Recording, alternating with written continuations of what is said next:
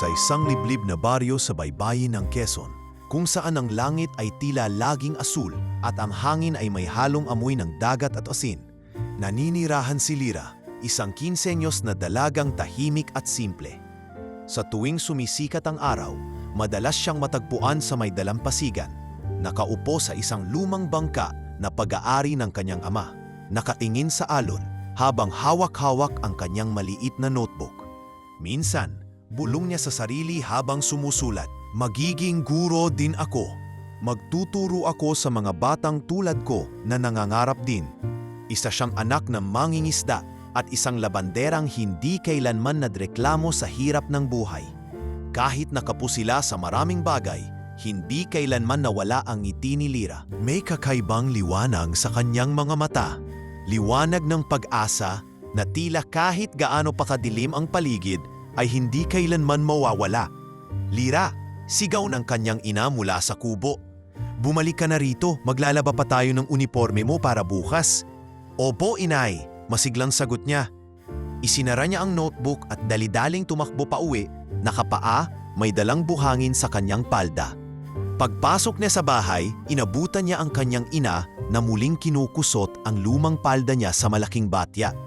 Halatang pagod na ito, ngunit hindi makitaan ng pag-aalinlangan sa ginagawa. "Nay, ako na po niyan," sabay kuha sa palda. Mumiti ang kanyang ina, "Sige, pero bilisan mo. Mamayang gabi maghihimay pa tayo ng daing." Nagpabili sa atin si Aling Cora. Ang tahanan nila ay gawa lamang sa pinagtagpi-tagping yero at kawayan. Maliit, mainit at siksikan. Ngunit sa kabila nito, puno ng pagmamahalan. O sa mas tamang salita, puno ng kabaitan ni Lira at ng kanyang ina. Sapagkat kung tutuusin, may isang bahagi ng kanilang pamilya na tila laging may madilim na ulap sa ulo. Ang kanyang ama, si Mang Rodel, isang dating masipag na mangingisda, ay unti-unting nadarang sa bisyo ng sabungan at sugal. Nung unay paminsan-minsan lamang ito kung mawala tuwing Sabado. Ngunit sa paglipas ng mga buwan, napapadalas na ang pag-alis nito at minsan ay hindi na umuuwi ng 2 araw. "Rodel!" sigaw ng ina ni Lira, isang gabing maagang bumalik ang ama. "May pagkain na tayo, pero wag ka sanang uminom." Ngunit tahimik lang si Mang Rodel. Umupo ito sa gilid ng mesa, lumagok ng tubig, saka tiningnan ang kanyang mag-ina. "Lira, paano ang eskwela mo?" "Maayos po, tay. Nangunguna pa rin po ako sa klase." Tumango lamang ang lalaki. Ngunit bago pa makapagpatuloy si Lira sa kwento, bigla itong tumayo at lumabas ng bahay. "Saan na naman pupunta ang tatay mo?" tanong ni Lira sa kanyang ina. "Ewan ko. Baka kay Carding na naman. Nasa sabungan siguro. Wala na tayong magawa, anak." Sa puntong iyon, nagsimulang manahimik si Lira. Hindi dahil sa hindi niya naintindihan ang kalagayan ng kanyang ama, kundi dahil sa napansin niyang unti-unting nagiging malamig ang tahanan nila. Ang dating tawanan tuwing hapunan ay napalitan ng katahimikan. Ang dating nasiglang kwento ng kanyang ama tungkol sa dagat ay pinalitan ng mga kaluskos sa dilim at pagbubunganga ng kanyang ina. Kaya si Lira sa kanyang murang edad ay natutong lumayo tuwing gabi. Hindi sa pisikal na paraan, kundi sa paglalakbay ng kanyang isipan. Minsan sa ilalim ng liwanag ng buwan, inaakyat niya ang burol sa likod ng baryo kung saan tanaw ang buong dalampasigan. Doon siya nagsusulat, naglilista ng kanyang mga pangarap. Makapagtapos, magturo sa Maynila, mahabili ng bahay para sa kanyang ina, at makatulong sa mga batang katulad niya. Ngunit may mga gabi ring hindi niya maiwasang umiyak. Na gabing iniisip niya kung bakit tila pinabayaan na sila ng kanyang ama. Kung bakit ang ibang bata ay may bagong bag at sapatos habang siya ay kailangang gamitin ang parehas na tsinelas na binili pa noong nakaraang taon. Isang araw sa eskwela, habang nagbibigay ng lecture ang guro tungkol sa pangarap, tinawag si Lira. "Lira," ani Ma'am Concha, "ikaw, anong pangarap mo paglaki?" "Gusto ko pong maging guro," mahinang sagot niya. "Gusto ko pong makapagturo sa mga bata. Gusto ko pong makatulong sa mga gaya ko." Napangiti ang guro. Alam mo, hindi lahat ng batang gaya mo ay kayang mangarap ng ganyan. Panatilihin mo yan. Huwag mong hayaang mawalan ka ng pag-asa. Pagka-uwi sa bahay, dinala ni Lyra ang papuri sa kanyang ina. Nay, tuwang-tuwa po si Ma'am Concha. Sabi niya po, huwag akong titigil sa pangarap. Ngumiti ang kanyang ina, ngunit sa likod ng ngiti ay may lungkot. Alam niyang hindi madaling makamit ang ganitong pangarap. Lalo na kung ang katotohanan ay unti-unting gumuguho sa ilalim ng kanilang tahanan. Pagdating ng gabi, dumating ang kanyang ama, lasing at galit. Sinisigawan nito ang ina ni Lyra. Walang kwenta ang mga pangarap. Ang kailangan natin pera at ang batang yan puro drawing lang ang alam. Napalingon si Lyra, hindi siya umiyak. Tumalikod siya at pumasok sa kwarto. Binuksan ang notebook at nagsulat. Kahit sabihin nilang imposible, mananatili akong naniniwala. Dahil minsan, sapat na ang paniniwala para makatawid sa unos. Sa gabing iyon, ang alon ay tila sumasabay sa pagtibok ng kanyang puso. Hindi dahil sa takot, kundi dahil sa paghahanda sa isang unos na hindi pa niya alam na darating. Makalipas ang ilang linggo, mas lalong dumalas ang pagliban ni Mang Rodel sa bahay. Hindi na ito umuuwi sa tamang oras at kung dumating man, palaging lasing at may mabigat na aura. Madalas siyang magdala ng galit. Galit sa sarili, sa buhay at sa mundong hindi raw patas sa mga katulad niyang mangingisda. Isang hapon, habang naglalabas si Aling Marita sa likod ng bahay, napansin niyang may 3 lalaking dumating sakay ng motorsiklo. Malalaking katawan, nakaitim at may mga tato sa braso. Tumigil ang mga ito sa tapat ng kanilang bahay at bumaba na parang may hinahanap. Lumabas si Rodel mula sa loob ng bahay, bitbit ang isang maliit na supot ng pera. Boss, eto na po yung paunang bayad. Huwag niyo lang muna akong gipitin. Pakiusap ni Mang Rodel habang nanginginig ang kamay. Hindi yan sapat, Rodel. Malamig na sagot ng lalaking may malaking peklat sa pisngi. 2 buwan ka nang di nakakabayad. Baka nakakalimot ka kung sino ang kausap mo. Magkakaperahan din ako, boss. May aasahan akong swerte sa Sabado. Jackpot daw yung manok ni Carding. Walang swerte sa sabungero na gaya mo. Maghanap ka ng paraan. 1 linggo na lang ang palugit mo. Pag alis ng mga lalaki, tahimik na pumasok si Mang Rodel sa bahay. Napansin ito ni Lyra mula sa bintana ng kanilang maliit na silid. May tanong sa kanyang mga mata, ngunit pinili niyang manahimik. Ayaw niyang maulit ang mga sigawan na palaging nangyayari kapag may tanong siyang bitbit. Kinagabihan, hindi na napigilan ni Aling Marita ang inis. Rodel, ano ba yung pinasok mong kalokohan? Saan ka na namang nakautang? At sino yung mga lalaking yon? Halos magiba ang bahay sa lakas ng boses nila. Wala ka ng pakialam, sigaw ni Rodel. Ako ang padre de pamilya rito. Ako ang naghahanap ng paraan para mabuhay tayo. Pero isinusugal mo na ang kinabukasan ng anak mo. Wala akong pakialam sa mga pangarap niyang guro-guro. Hindi yan makakain. Wala yang silbi kung gutom tayo. Napatingin si Lyra mula sa sulok ng silid.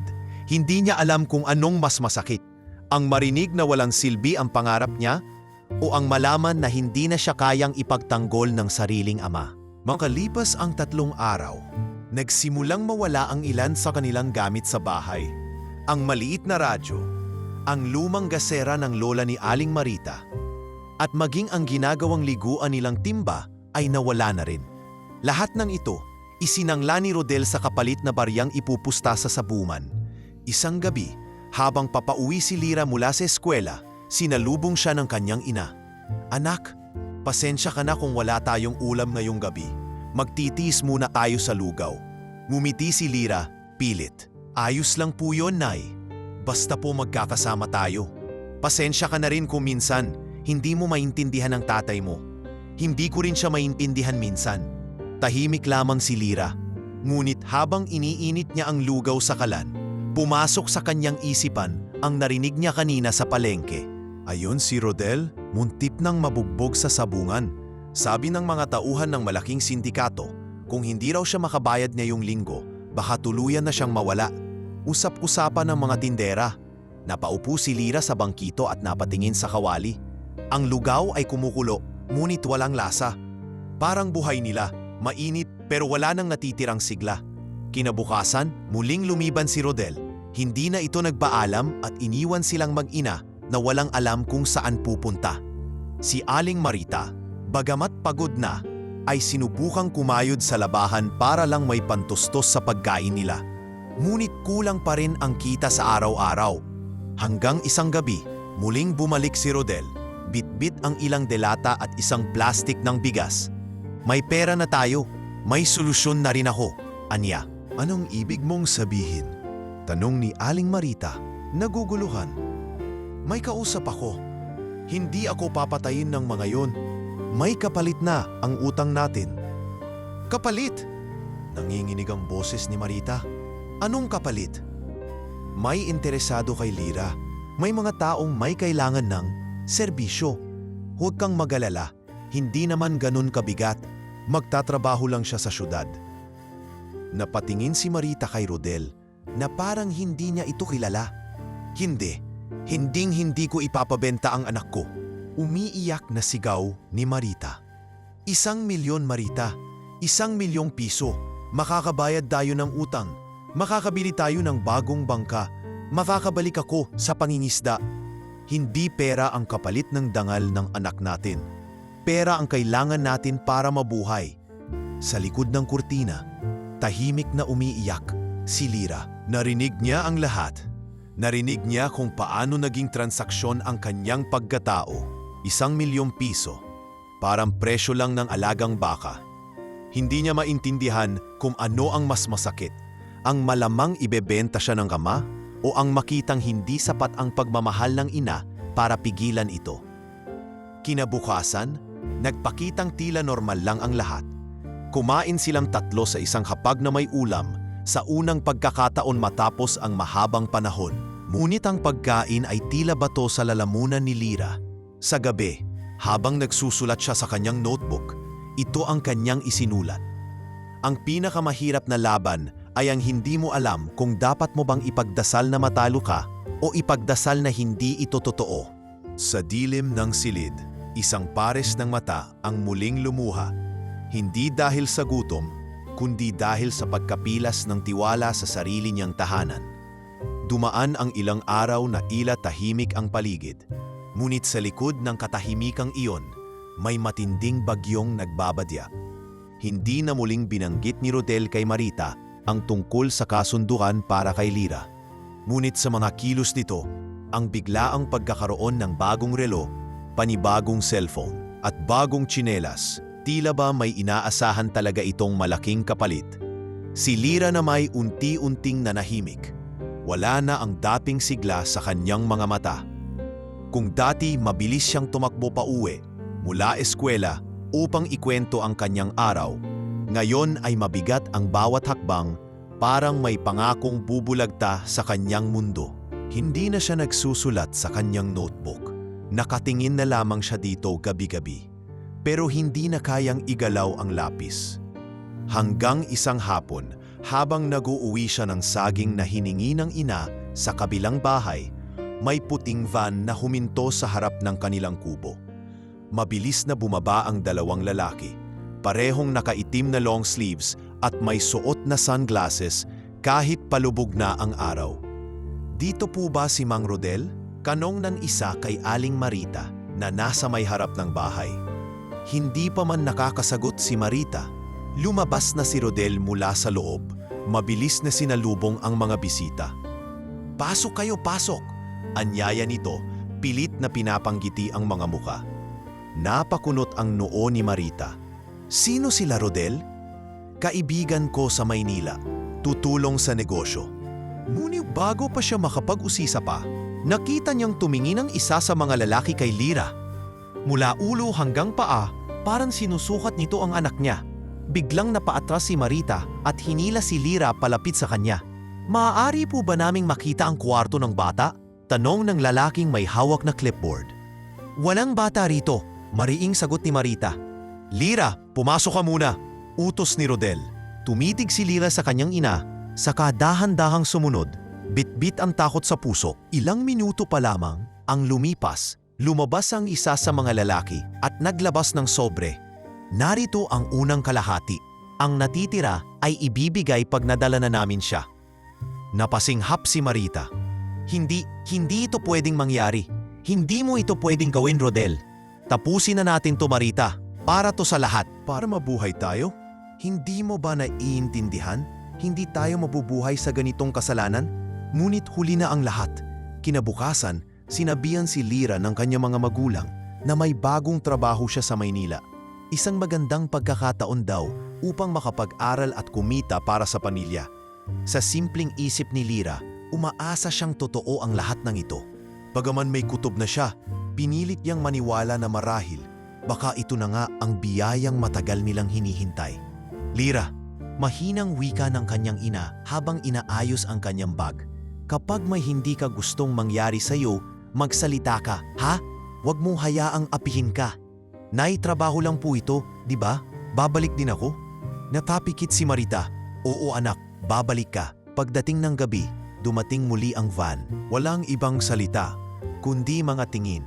Pilit ng ngiti at yakap na wala ng init. Sumakay si Lyra. Bitbit ang isang maliit na bag at ang kanyang notebook na tinago sa loob ng palda. Mula sa likod ng bintana ng van, nakita niyang nakatayo sa labas ang kanyang ama. Hindi makatingin sa kanya. At ang ina na tila bang pinipigilan ang luha, ngunit wala ng boses para humiling. Makalipas ang ilang oras, huminto sila sa isang compound sa may Quezon City. Isang malaking bahay na napapalibutan ng mataas na pader at may bantay sa bawat kanto.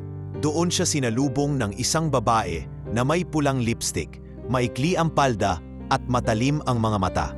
Ikaw ba si Lyra? Tanong nito. Opo, mahina niyang sagot. Simula ngayon, hindi mo na yan pangalan.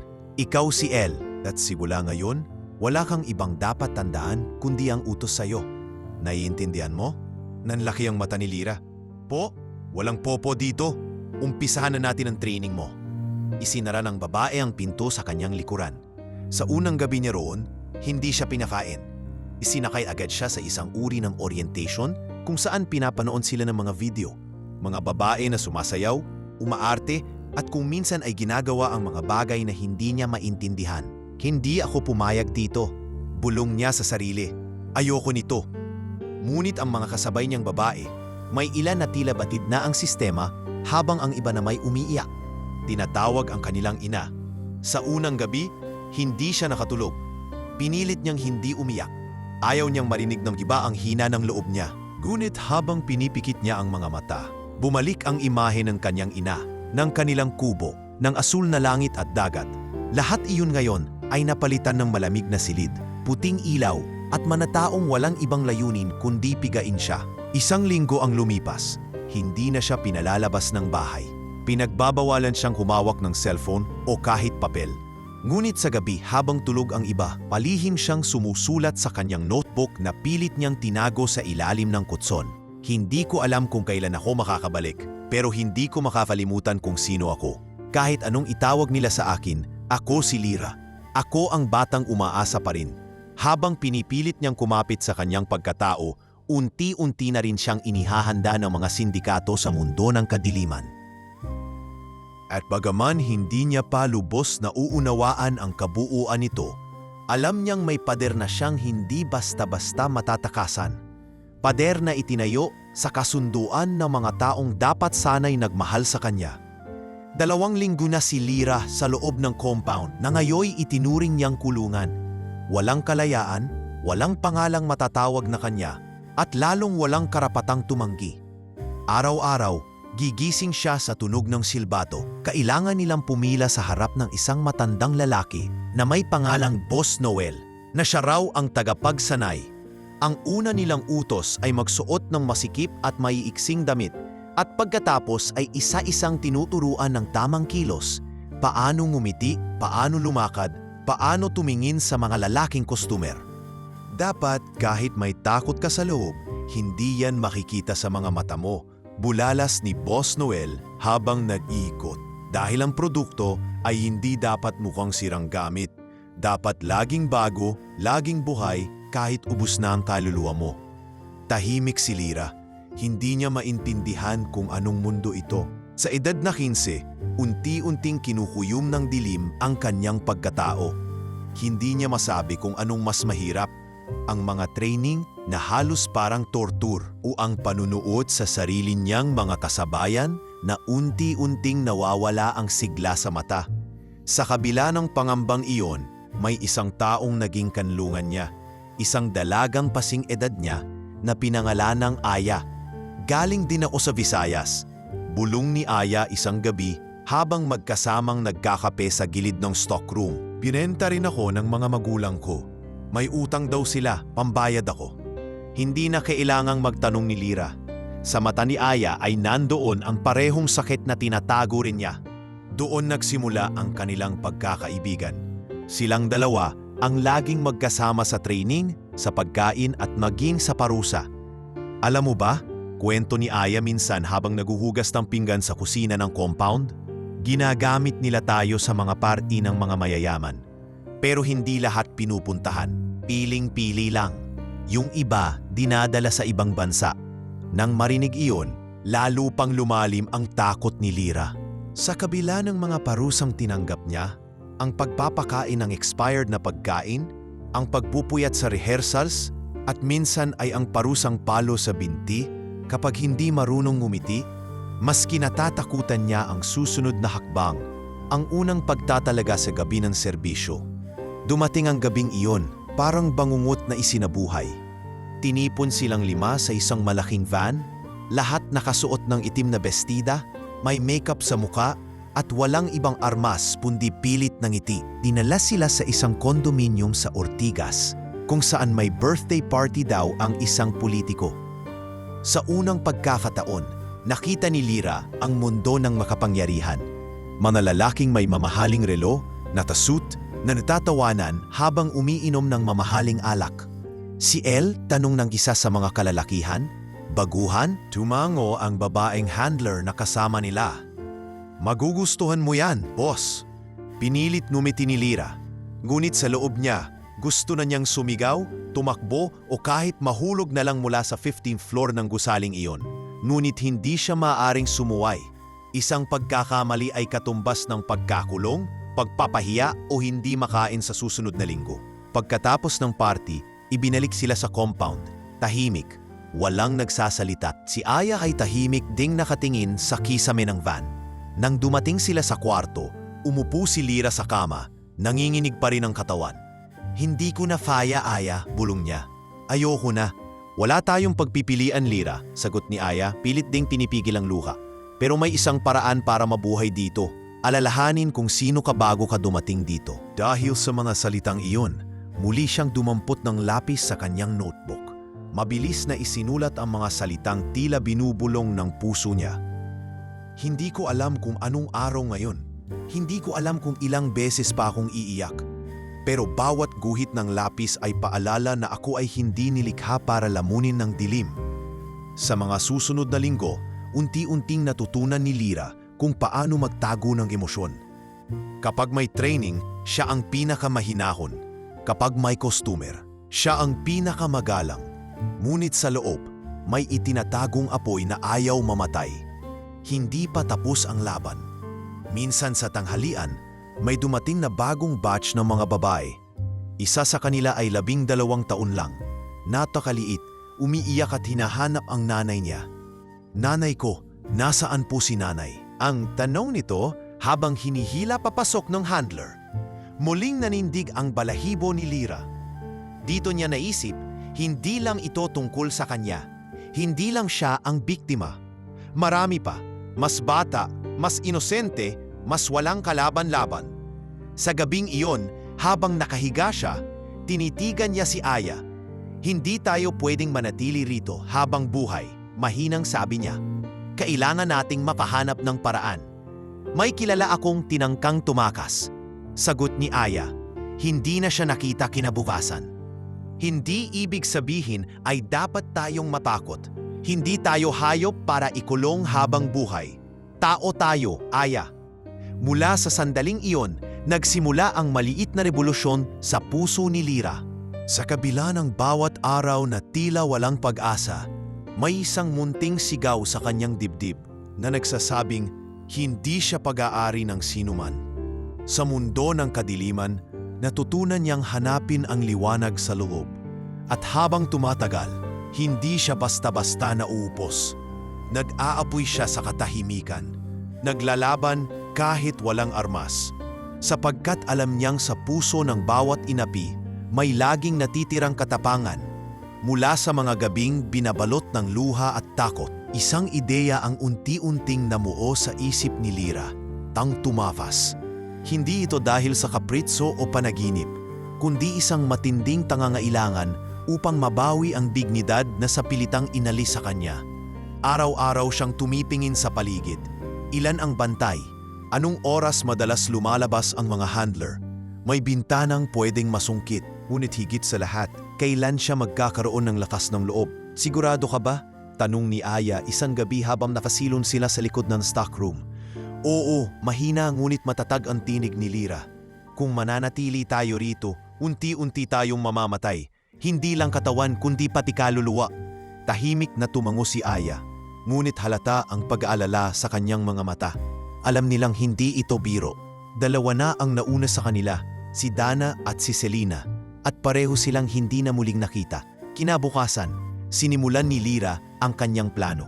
Sa oras ng paglilinis ng hallway, palihim siyang nagsuksok ng maliit na kutsilyong kalawangin sa ilalim ng isang paso. Galing ito sa lumang kusina, isang kagamitan na dapat ay itatapon na ngunit itinago niya. Minsan, nagkunwaring nahulog ang tsinelas upang masukat ang layo mula sa likod ng pader hanggang sa labas ng gate. Lahat ay sinusulat niya sa isipan, parang isang eksamen kung saan buhay ang nakataya. Dumating ang gabi ng pagtakas.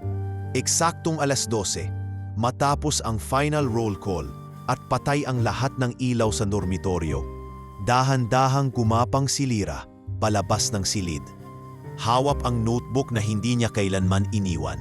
Binagtas niya ang hallway na tila mas mahaba at mas madilim kaysa dati. Sa bawat hakbang ay kasamang bumibilis ang tibok ng puso niya. At sa bawat tunog ng kanyang hininga ay para bang iniingatan niya itong huwag marinig. Pagdating sa may hallway sa likod, naroon ang paso.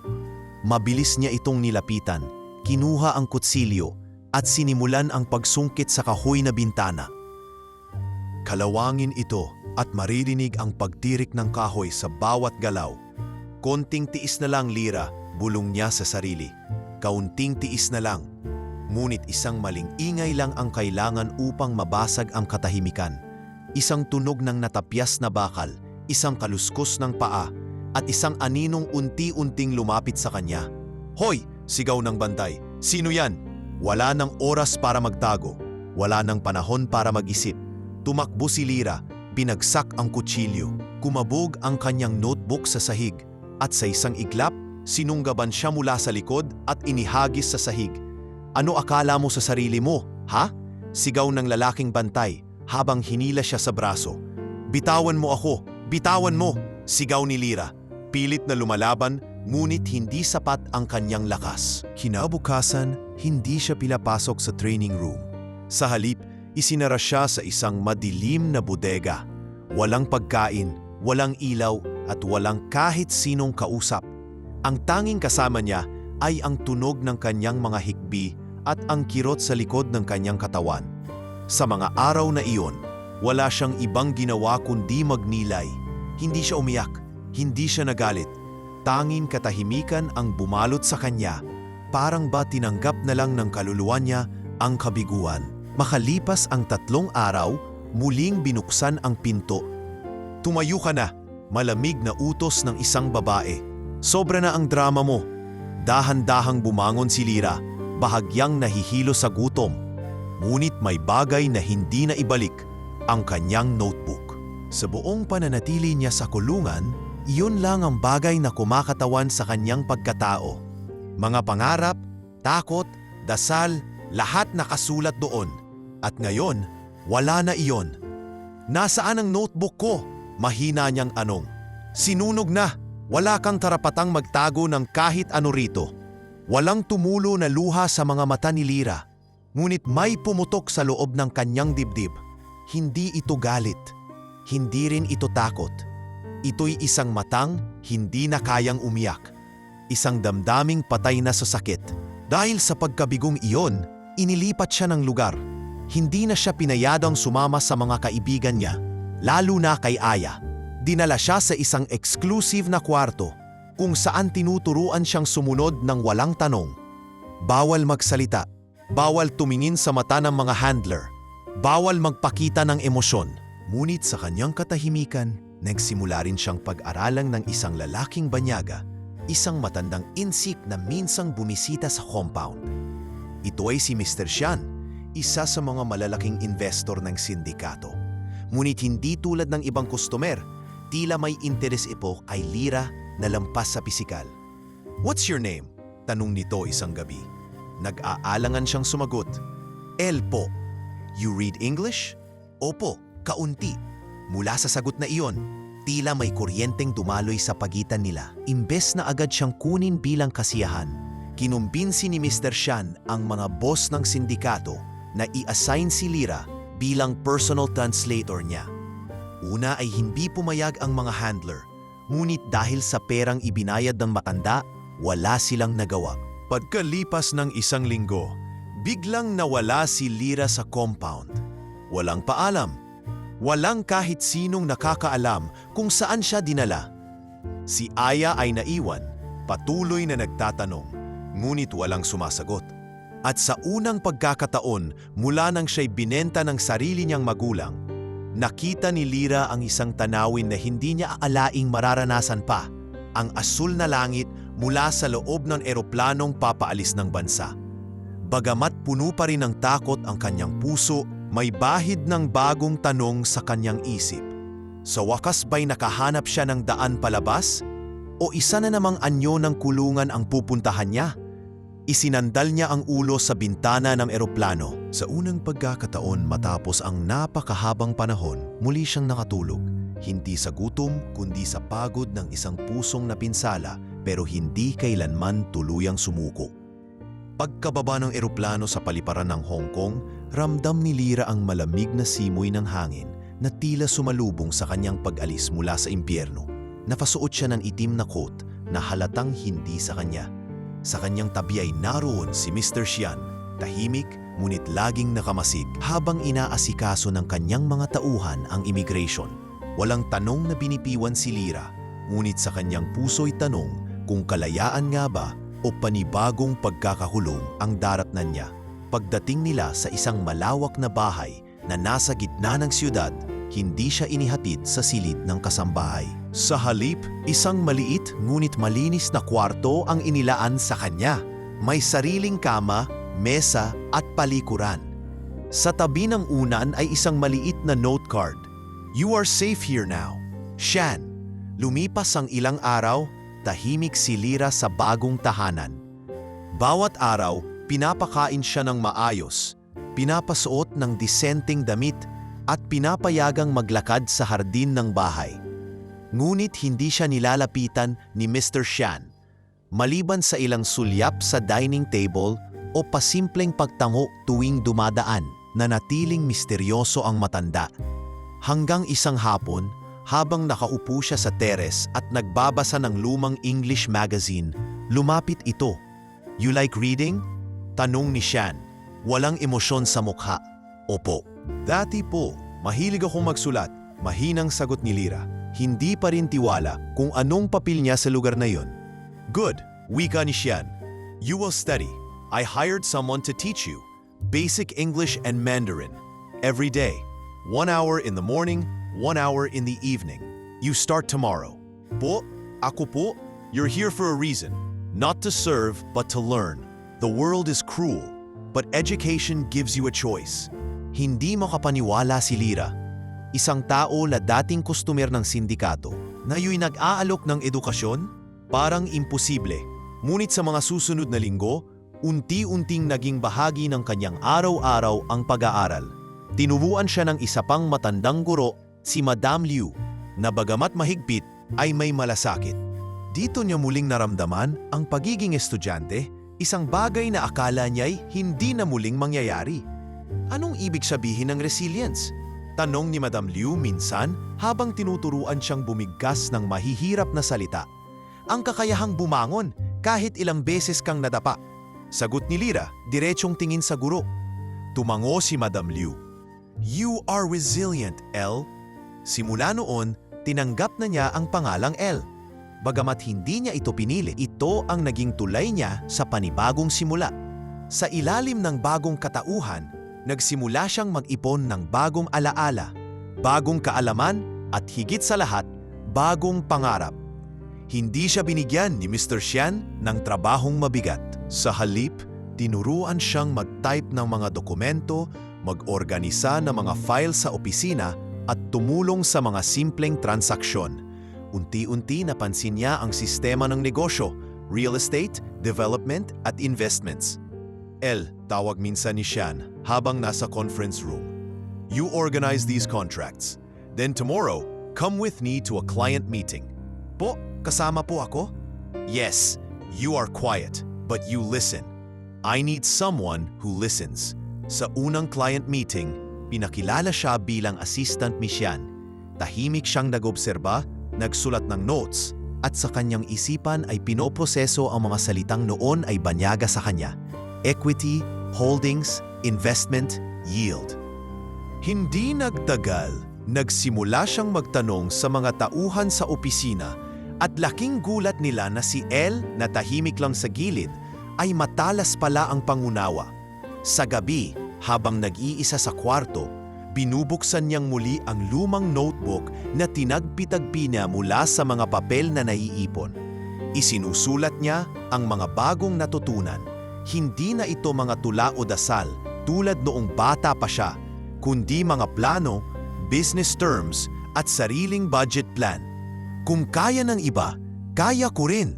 At kung wala nang natitirang magtuturo sa akin kung paano maging malaya, ako na ang magtuturo sa sarili ko. Sa kanyang 3 taon sa bahay ni Xian, nagtapos siya ng English Proficiency Course. Pumasa siya sa qualifying exam sa isang adult education center at nagsimulang mag-aral ng international business tuwing Sabado. Tuwing weekend, isinasama siya ni Xian sa mga site inspection, meetings at business expos. You learn fast, sabi ni Xian habang nagkakape sila isang gabi. Dahil natuto po akong makinig sa buhay, sabot ni Elle. Tumango ang matanda. I used to believe money was everything, but people like you remind me, survival is the real currency. Hindi na muling tinanong ni Elle kung bakit siya iniligtas. Hindi rin siya nagtanong kung ano ba ang naging kapalit ng pagtakas niya. Ngunit sa kanyang puso, alam niyang may misyon ang lahat. Hindi siya inilayo para lang maging tagapaglingkod. Inilayo siya upang itayo muli ang sarili. Sa mga mata ng mga kasamahan niya sa opisina, si Elle ay isang mabait at matalinong dalaga. Wala ni isa sa kanila ang nakafaalam ng kanyang nakaraan. At iyon mismo ang dahilan kung bakit pinili niyang tumahimik, hindi para kalimutan, kundi para ihanda ang sarili sa araw na siya na ang magkukwento ng totoo, sa paraang siya ang may hawak ng panunat. Nagsimulang tumanggap si Elle ng maliit na allowance mula sa trabaho niya kay Xian. Imbes na gastusin ito sa luho, nag-upon siya. Bumili siya ng laptop, nag-enroll sa online business course at nagsimulang magbenta ng mga handmade accessories sa isang digital platform. Unti-unti, nakilala siya bilang isang tahimik ngunit propesyonal na seller na may malinis na disenyo at maganda ang customer service. At sa bawat order na dumarating, nararamdaman niya ang unti-unting pagbangon ng sarili. Hindi na bilang ang batang ibinenta, kundi ang babaeng may kontrol na sa kanyang kinabukasan. Sa bagong buhay na ito, natutunan niyang hindi kailangang burahin ang nakaraan para magsimulang muli. Sapagkat kung paano siya bumangon mula sa putikan, ay siya ring dahilan kung bakit matibay ang mga hakbang niya ngayon. At habang tinitingnan niya ang siyudad sa gabi, nagniningning sa mga ilaw ng mga gusali, sa kanyang dibdib ay may liwanag na hindi na kayang patayin ni Newman. Makalipas ang ilang taon ng pag-aaral at pagtatrabaho, tuluyan ang nagbago ang katauhan ni Elle. Mula sa isang batang inapi at pinagsamantalahan, ngayoy isa nang maayos magsalita, marunong magdesisyon at may matatag na pangarap. Sa ilalim ng tulong ni Mr. Shan at sa sarili niyang pagpupursige, unti-unti niyang hinubog ang sarili para makalaya sa anino ng nakaraan. Ngunit higit pa sa mga natutunan niyang business terms at foreign language, ang pinakamalaking paglalakbay ay yaong sa kanyang kalooban. Dati ang tingin niya sa sarili ay isa lamang gamit, binenta, pinasapasahan at tinanggap ang pasakit na para bang karapat-dapat siya roon. Ngayon, tuwing humaharap siya sa salamin, hindi na niya hinahanap ang batang si Lyra. Ang nakikita niya ay si Elle, isang babae na bagamat sugatan ay hindi kailanman naging talunan. Elle, tawag ni Madam Liu isang hapon habang nasa reading lounge ng Learning Center. I saw your application. You're enrolling for a diploma in international business. Opo, gusto ko pong mas lumalim pa ang kaalaman ko. Ayokong hanggang assistant lang ako habang buhay. Ngumiti ang matanda. You're brave, but you don't need to prove anything to anyone. You survived. That's already a degree in life. Bagamat madalas ay tahimik si Elle, nagsimula siyang magkaroon ng sariling boses. Hindi na siya kinakabahan kapag may meeting. Marunong na siyang humawak ng presentasyon. Minsan, isinama siya ni Xian sa business trip sa Singapore at doon ay siya mismo ang nagrepresenta ng report sa harap ng mga banyagang investors. Matapos ng presentasyon, napatingin sa kanya si Xian at sinabing, "You're no longer the girl I rescued. You're the woman I now trust." Mula sa sandaling iyon, nakaramdam si Elle ng pagkalma sa matagal nang umaalong damdamin sa kanyang dibdib. Hindi lang siya tinanggap bilang empleyado, kundi bilang isang taong may dignidad at halaga. Hindi na lang siya basta proyekto o biktima, isa na siyang kapantay. Habang patuloy siyang lumalago, sinimulan din niyang isipin ang kinabukasan sa labas ng kumpanya ni Xian. Sa edad na 20, nakapagtapos siya sa kursong International Business sa ilalim ng isang scholarship program para sa mga kabataang marginalized. Kasama ng kanyang diploma ay ang bagong pananaw sa buhay. Hindi na siya takot sa tagumpay, kundi sabik na harapin ito. Nagsimula siyang mag-ipon mula sa kinikita sa part-time job sa opisina ni Xian, pati na rin sa kanyang online business. Gumawa siya ng website para sa kanyang mga accessories at artisan crafts. Pinangalanan niya itong Lumiere, isang salitang Pranses na ang ibig sabihin ay liwanag. Para sa kanya, ito ang simbolo ng pag-ahon sa dilim. Lahat ng produkto ay handmade, sinamahan ng maliit na sulat na isinulat mismo ni Elle. May mensaheng, ikaw ay mahalaga. Anumang pinagdaanan mo, nararapat kang muling sumikat. Dahil sa ganda ng produkto at mensahe, umani ito ng suporta mula sa mga kababaihan, lalo na sa Southeast Asia. Hindi naglaon, pinansin na ito ng ilang international platforms at inimbita si Elle bilang panauhing tagapagsalita sa isang webinar para sa Women in Enterprise. Sa harap ng libu-libong tagapakinig mula iba't ibang panig ng mundo, ibinahagi niya ang bahagi ng kanyang kwento. Hindi po ako ipinanganak na negosyante. Hindi rin ako lumaking may magandang edukasyon. Ako po ay produkto ng sakit, ng kahirapan at ng pag-aabuso. Ngunit kahit po ganun, pinili kong huwag manatili sa dilim. At kung may isang bagay akong natutunan, ito po yun. Walang sino man ang dapat maliitin, lalo na ang mga babaeng lumalaban. Sa pagtatapos ng kanyang talumpati, marami ang naiyak, marami ang nagpadala ng mensahe ng pasasalamat. At doon niya muling naalala ang tunay niyang dahilan kung bakit siya nabubuhay. Hindi para sa sarili lang, kundi para sa lahat ng kagaya niyang piniling itago ng mundo. Kasabay ng kanyang pag-angat ay ang masusing pagbabalik sa loob ng sarili. Minsang tinanong siya ni Xian habang sila'y naglalakad sa tabi ng ilog sa Macau. Do you ever think about the past? Tahimik siyang tumango.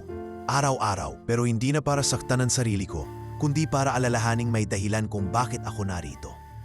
I'll be retiring soon, pahayag ni Xian.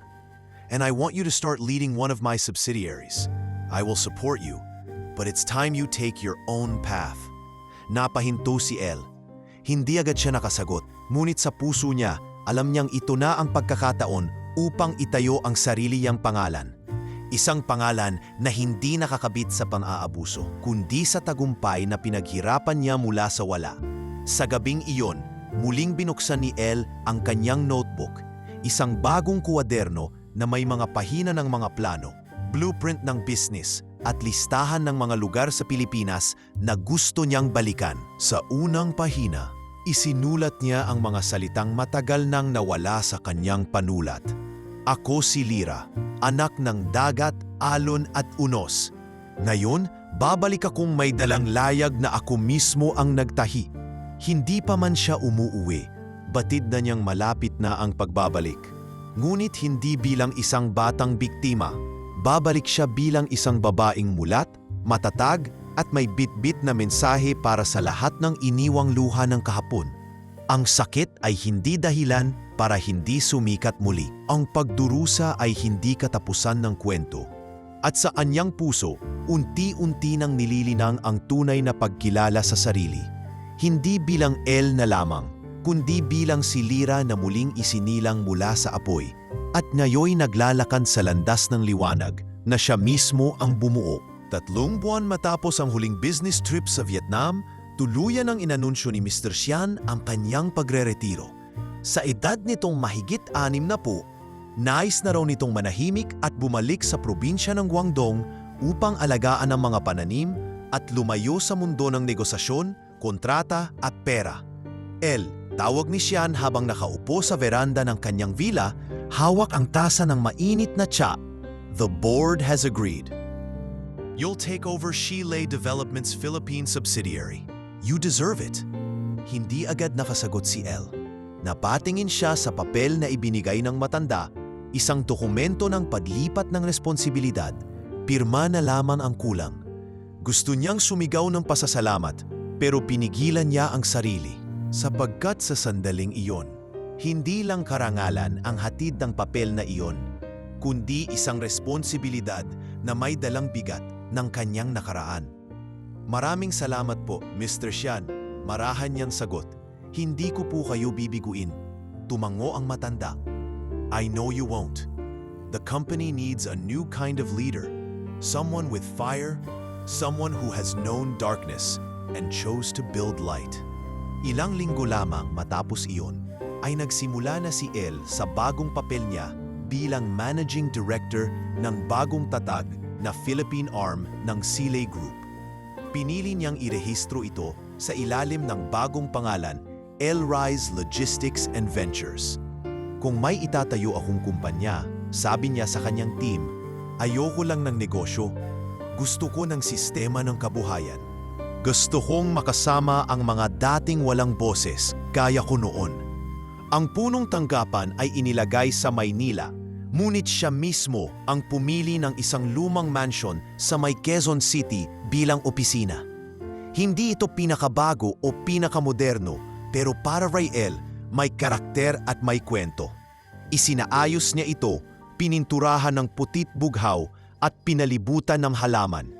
Sa loob ng 3 buwan, naging operasyonal ang kumpanya. Nagsimula ang Elle-Rise bilang isang logistics consultancy na tumutulong sa maliliit na negosyante para sa e-commerce. Ngunit sa ilalim ng pamumuno ni Elle, naging mas malawak ang saklaw. Nagkaroon ng online mentorship programs, partnerships sa mga probinsya para sa sustainable packaging, at livelihood training para sa mga single mothers, abused women, at mga dating kasambahay. Isang araw, habang kausap niya ang isang lokal na supplier mula Samar sa video call, naluha siya nang marinig ang kwento ng isang babaeng nawalan ng asawa sa gitna ng pandemya, ngunit natutong gumawa ng bayong at ibenta ito online dahil sa Elle-Rise. Kung hindi dahil sa programa niyo, hindi ko po alam kung paano ako bubuhayin ang mga anak ko. Sabi ng babae habang umiyak. Huminga ng malalim si Elle. Hindi lang po kayo ang natulungan, kayo rin o ang nagbibigay sa amin ng dahilan para magpatuloy. Hindi nagtagal, naging isa sa pinakakilalang startup sa bansa ang Elle-Rise. Ilang articles sa mga kilalang business sites ang lumabas tungkol sa misteryosang Filipina CEO na biglang lumitaw sa industriya at tumulong sa libo-libong kababaihan. Walang may alam ng tunay na pinanggalingan ni Elle. Para sa marami, isa siyang inspirasyon. Ngunit para sa kanya, isa lamang siyang tao na piniling bumangon. Nang makalikom na ng sapat na investment mula sa mga partners sa Taiwan, South Korea at Japan, mas lalo pa niyang pinalawak ang operasyon. Nagtayo sila ng satellite hubs sa Cebu, Davao at Bicol. Sa bawat lugar, personal siyang bumibisita, nakikipagkamay sa mga nanay, estudyante at batang nais matutong gumawa ng produkto mula sa kanilang sariling lupa. Sa isang forum ng mga kababaihang entrepreneur sa Singapore, tinanong siya ng host, "Miss Elle, when did you first realize you could lead a company?" Tahimik siyang gumiti. "When I stopped seeing myself as a victim and started seeing myself as a vessel of purpose, not pain." Pagkatapos ng event, habang nakaupo siya sa hotel room at pinagmamasdan ang tanawin ng siyudad, napaisip siya. Matagal na rin siyang hindi umuuwi sa Pilipinas sa paraang personal. Hindi bilang CEO, hindi bilang tagapagsalita sa seminar, kundi bilang si Lyra, ang batang minsang umupo sa tabing dagat ng kanilang baryo, hawak ang notebook ng mga pangarap. Gabi-gabi, binubuksan niya pa rin ang bagong journal na palaging nasa loob ng kanyang bag. Hindi ito tulad ng mga notebook niya noon. Walang luha, walang galit, kundi puno ng plano, reflection at gratitude. Isang pahina ang naglalaman ng mga simpleng pangarap. Makabili ng bahay para kay inay kahit hindi kami mag-usap. Makapagpatayo ng learning center para sa mga batang babaeng biktima. Makapagsalita bilang ako, hindi si Elle lang, kundi si Lyra rin. Makausap si Aya. Bagamat hindi pa niya kayang tuwirang balikan ang nakaraan, alam niyang unti-unti siyang lumalapit doon. At ngayon, mas malapit na siya kaysa kailanman. Sa loob ng kanyang opisina, may maliit na altar sa tabi ng bintana. Wala itong santo o imahen. Nandoon lamang ang isang framed photo ng dagat, isang buhangin sa loob ng maliit na bote, at isang papel na may nakasulat na, "Hindi ka pinatay ng bagyo, ikaw ang lumangoy paakyat." Habang pinagmamasdan ito ni Elle, alam niyang hindi pa tapos ang kanyang biyahe. Ngunit ngayon, siya na ang may hawak ng manibela. Hindi na siya isinasakay sa sasakyang hindi niya alam ang patutunguhan. Ngayon siya na mismo ang gumuguhit ng mapa. At habang patuloy na lumalawak ang kanyang negosyo, lumalim ang misyon niya sa buhay. Hindi lang para yumaman, hindi lang para gumaling, kundi upang patunayan na kahit gaano kakababa isinalpak ng mundo, may paraan para muling makalipad. At sa pagkakataong ito, hindi bilang pasahero, kundi bilang piloto ng sariling kapalaran. Makulimlim ang langit sa umagang iyon nang magising si Elle. Isang mabigat na pakiramdam ang bumalot sa kanyang dibdib, na tila may bahagi ng kanyang nakaraan ang kakatok sa araw na ito. Sa gitna ng kanyang tagumpay at tahimik na pagbangon bilang CEO, bihira na siyang balikan ng alaala ng kanyang lumang buhay sa baryo. Ang kubong yari sa pawid, ang init ng araw sa tabing dagat, at ang malamig na tinig ng ama tuwing gabi. Anyang hindi ginagawa. Dito siya minsang tumingin ng mga lumang larawan ng kaklase, balita sa Pilipinas, o kung may nagmemensahe pa ba mula sa nakaraan. Ngunit may isang post na biglang tumigil sa kanyang mata. Isang lumang litrato ng babae na tila pamilyar sa kanya. Manipis na ang katawan, may tubo sa ilong at nakahiga sa isang lumang papag. Sa caption, nakasaad, "Si Aling Marita po ay may malubhang karamdaman sa baga. Wala pong pantustos sa gamutan. Kahit anong tulong, malaking bagay po." Mula kay Aling Lina, kapitbahay sa dating baryo ni Lyra, napatigil ang kanyang kamay. Sa unang pagkakataon, matapos ang maraming taon, naramdaman niyang tumigil ang mundo. Si Aling Marita, ang ina niyang minsang hindi siya ipinaglaban, ngunit siya ring natagpong umiiyak noong siya'y isinakay sa van ng mga sindikato. Hindi niya alam kung ano ang dapat niyang maramdaman. Galit ba? Awa? Pagkalito? O isang uri ng sakit na hindi na marunong ipaliwanag. Tumayo siya mula sa kanyang lamesa at marahang lumakad papalapit sa bintana ng kanyang opisina. Mula roon, tanaw niya ang abalang kalye sa Maynila. Mga taong nagmamadali, sasakyang nag-uunahan at buhay na patuloy sa pag-ikot. Ngunit sa kanyang dibdib, tila isang bahagi ng kanyang mundo ang huminto. Muli niyang nakita ang batang si Lira, nakaupo sa buhangin, walang sapin sa paa, bitbit ang notebook ng mga pangarap. Makalipas ang ilang oras, nagdesisyon siyang magpadala ng mensahe sa isang tauhan sa kanyang communication team. Hanapin mo si Aling Lina sa baryo ng San Gabriel, Quezon. Alamin ang kalagayan ni Aling Marita. Huwag mong banggitin ang pangalan ko. Gusto ko lang malaman ang totoo. Kinabukasan, dumating ang ulat. Ma'am, positive po. Si Aling Marita ay naninirahan sa lumang kubo pa rin ninyo. Wala na pong asawa at ang ikinabubuhay ay paminsang paglalabada kung kaya pa niya. Sa ngayon po ay hindi na siya makabangon. Napasinghap si Elle. Hindi niya inasahan ang ganitong tugon. Akala niya'y tuluyan ng nawala sa mundo ang kanyang mga magulang o kaya'y mas pinili ng kalimutan siya. Ngunit ngayong nariyan na ang katotohanan, may bahagi sa kanyang puso ang nabasag. Pagkalipas ng ilang araw, dumating ang imbitasyon para sa isang partnership meeting sa Lucena. Isang oportunidad upang palawakin pa ang operasyons ng Elle Rice sa Calabarzon. Imbes na tumanggi, inanggap ito ni Elle. Ngunit lihim niyang binago ang ruta. Bago magtungo sa meeting, dadaan siya sa San Gabriel. Habang lulan ng kanyang private vehicle, tahimik ang paligid. Si Elle ay nakasandal, nakapikit at pinipilit huwag mapuno ng emosyon. Hindi niya alam kung anong makikita niya. Hindi rin niya alam kung ano ang sasabihin kung sakaling magkita sila. Ngunit alam niyang kailangan niya itong gawin. Hindi para sa ina niya, kundi para sa sarili niyang paghilom. Pagdating nila sa baryo, maraming mata ang napalingon sa magarang sasakyan. Mula sa labas, parang artista o politiko ang bumisita. Ngunit sa mga matang nagtaka, walang nakakakilala sa babaeng bumaba, nakasuot ng simpleng puting blouse, pantalon at itim na salamin. Tahimik niyang tinahak ang bakas ng daan patungo sa lumang kubo. Nang tumambad sa kanya ang hitsura ng bahay na iyon, para siyang binalik sa panahong siya'y 15 anyos. Ang tambol ng hangin, ang langit na may mga ulap at ang bangkang walang layag sa gilid ng bakuran. Mula sa maliit na bintana, narinig niya ang mahinang pag-ubo. Lumapit siya sa pintuan, ngunit hindi kumatok. Tinitigan lamang niya ang loob sa pagitan ng siwang. Naroon si Aling Marita, halos bupot balat, nakahiga at may lumang kumot sa ibabaw.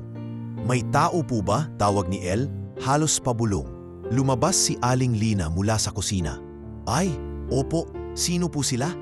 Gusto ko lang po sana siyang makita." Matagal ko na po siyang hindi nakita. Pilit na umupo si Aling Marita nang marinig ang boses. "Sino? Sino yan?" Marahang lumapit si Elle. Tinanggal ang kanyang salamin. Nang magtama ang kanilang mga mata, saglit na natigilan si Marita. Nanlalaki ang mga mata nito. Unti-unting umangat ang kamay. Lira?" Tumango si Elle, ngunit walang salitang binitawan. Sa halip marahang lumapit at umupo sa gilid ng papag. "Anak ko ba to?" tanong ng ina. Nanginginig ang tinig. "Hindi ko na alam, Nay," mahinang sagot niya. "Hindi ko na rin po alam kung kayo pa ang ina ko." Napaluha si Marita. "Patawad anak, patawad. Pinilit ko noon, pero mahina ako. Wala akong nagawa." Tahimik si Elle. Wala siyang binigkas. Sa halip, inilabas niya ang sobre mula sa bag. Nandoon ang tseke na sapat para sa pagpapagamot at isang sulat na isinulat niya sa eroplano pabalik ng bansa. "Hindi ko alam kung kailan ako natutong magpatawad, pero alam kong hindi ko kayang mabuhay ng bitbit ang galit habang buhay. Hindi ako bumalik para singilin, kundi para magpatuloy." Iniwan niya ito sa mesa. Tumayo si Elle, muling isinuot ang salamin at lumabas ng bahay. Sa likod ng kanyang tahimik na paglalakad ay isang puso na bahagyang gumaan. Hindi pa lubos, hindi pa buo, pero sapat upang magpatuloy. Hindi niya kailangan ng yakap. Hindi niya kailangan ng pasensya. Ang kailangan lang niya ay ang pagkakataong magsabi ng totoo sa kanyang sarili. At ngayon, sa wakas, nagawa niya iyon. Sa sarili niyang paraan, sa sarili niyang oras, sa sarili niyang lakas. Pagkalipas ng ilang araw mula sa tahimik niyang pagbisita sa ina, bumalik na si Elle sa Maynila na may kakaibang dalang bigat.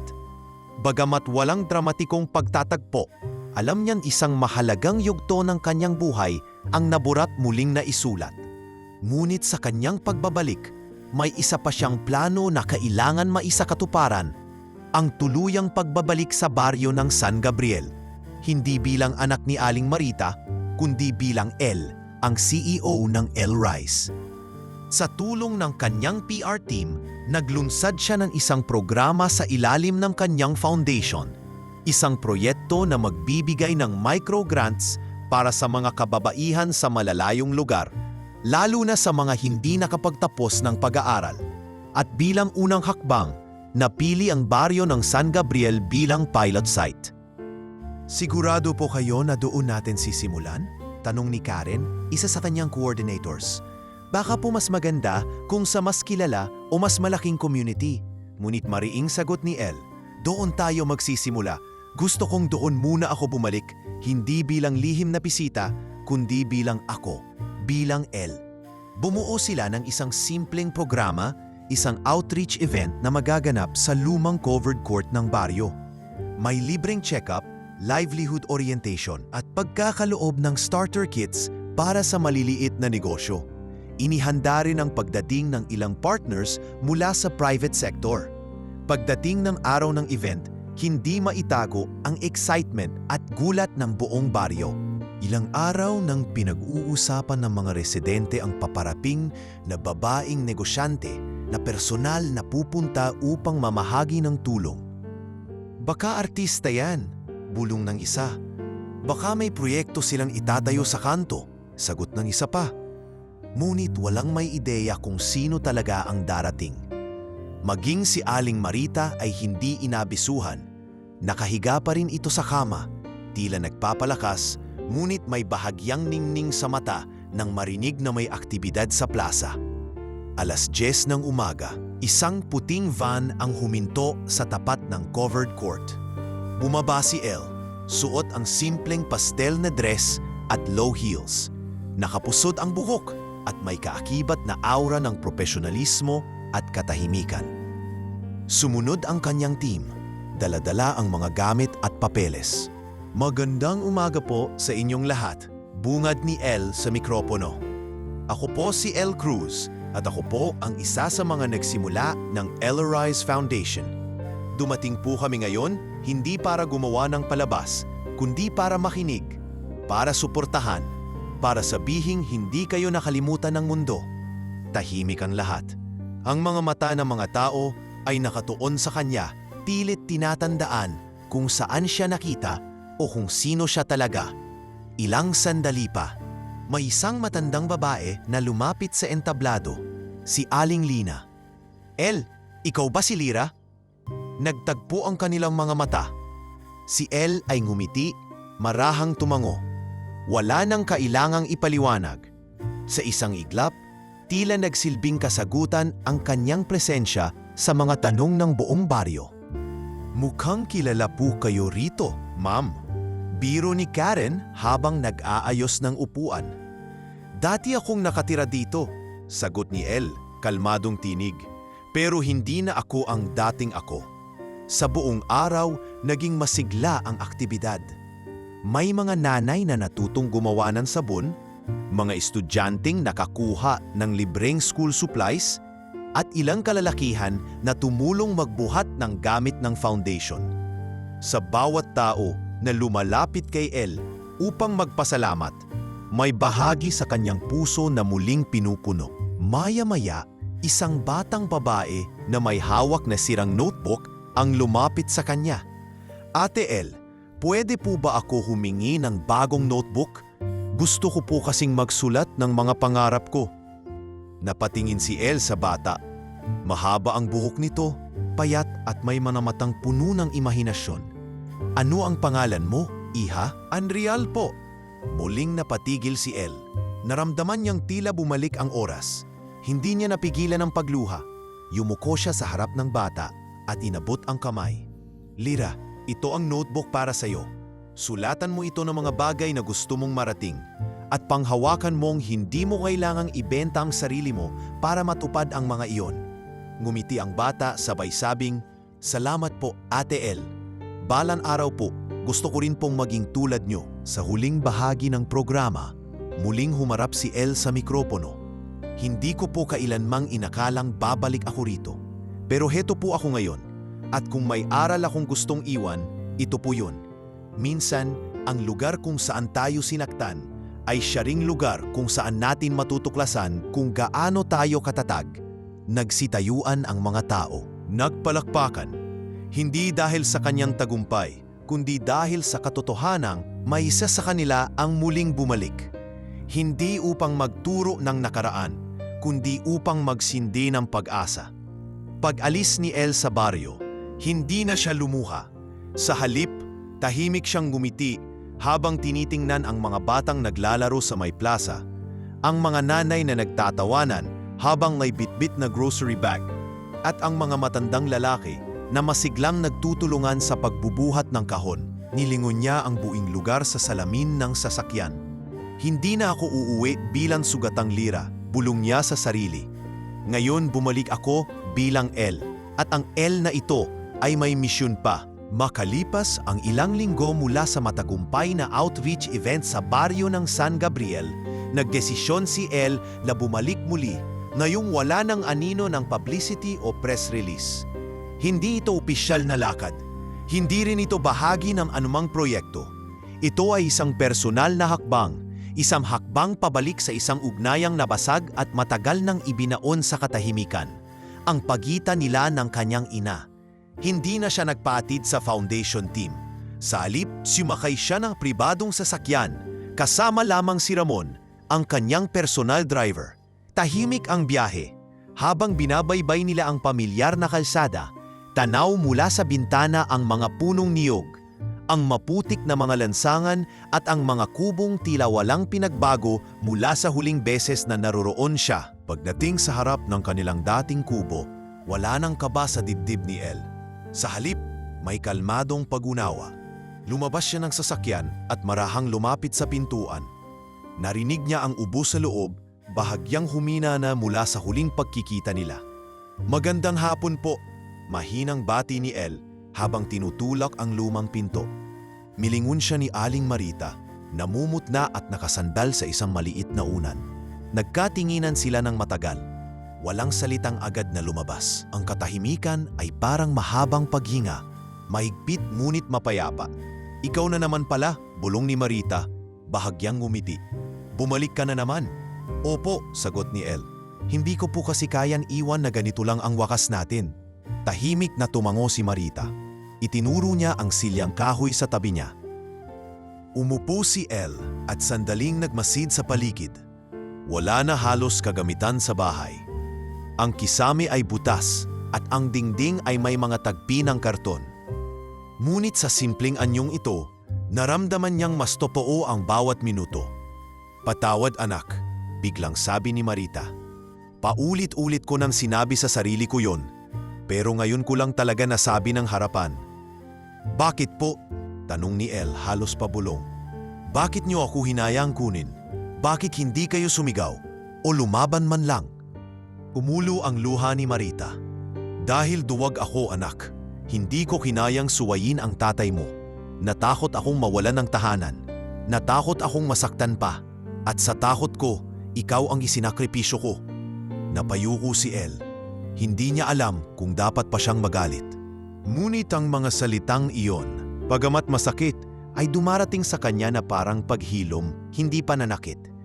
"Akala ko po noon, wala kayong malasakit sa akin." Marahang tugon niya. "Na kaya niyong ipagpalit ang anak niyo para sa 1,000,000. Pero habang tumatagal, naisip kong baka hindi lang kasakiman, baka kahinaan din." "Lira," mahina ang tinig ni Marita. "Elena pala ngayon, pero anak pa rin kita. Alam kong wala akong karapatang sabiing mahal kita, pero totoo yon. Mahal kita." At araw-araw kong pinaparusahan ang sarili ko dahil sa ginawa ko. Hindi ko po ito sinasabi para sa awa, sagot ni El, diretsyo at banayad. Gusto ko lang pong malaman ang totoo, hindi para palayain kayo, kundi para palayain ko ang sarili ko sa tanong. Lumipas ang ilang minuto na walang nagsalita. Sa labas, naririnig ang mga batang naglalaro, ang mga inahing manok na tumitilaok at ang hangin na dumadaloy sa pagitan ng mga kawayan. Ngunit sa loob ng maliit na silid na iyon, may matagal ng alingawngaw na tahimik na humihina. Ano na ang balak mo ngayon? Tanong ni Marita. Pilit na binubuhay ang pag-uusap. Babalik ka na ba sa Maynila? Oo, may bagong proyekto kami. Magbubukas kami ng livelihood center sa Cebu. Pero bago yon, may isa pa po akong gustong gawin. Ano yon? Gusto kong bigyan kayo ng pagkakataong mamuhay ng maayos. Hindi ko man kayang ibalik ang mga taon. Kaya ko pong siguraduhin na yung natitirang panahon ninyo ay mapayapa. Papagamot ko kayo, itatayo ko kayo ng maliit na bahay dito sa baryo. Hindi palasyo, pero may sariling banyo, may kuryente, may kama.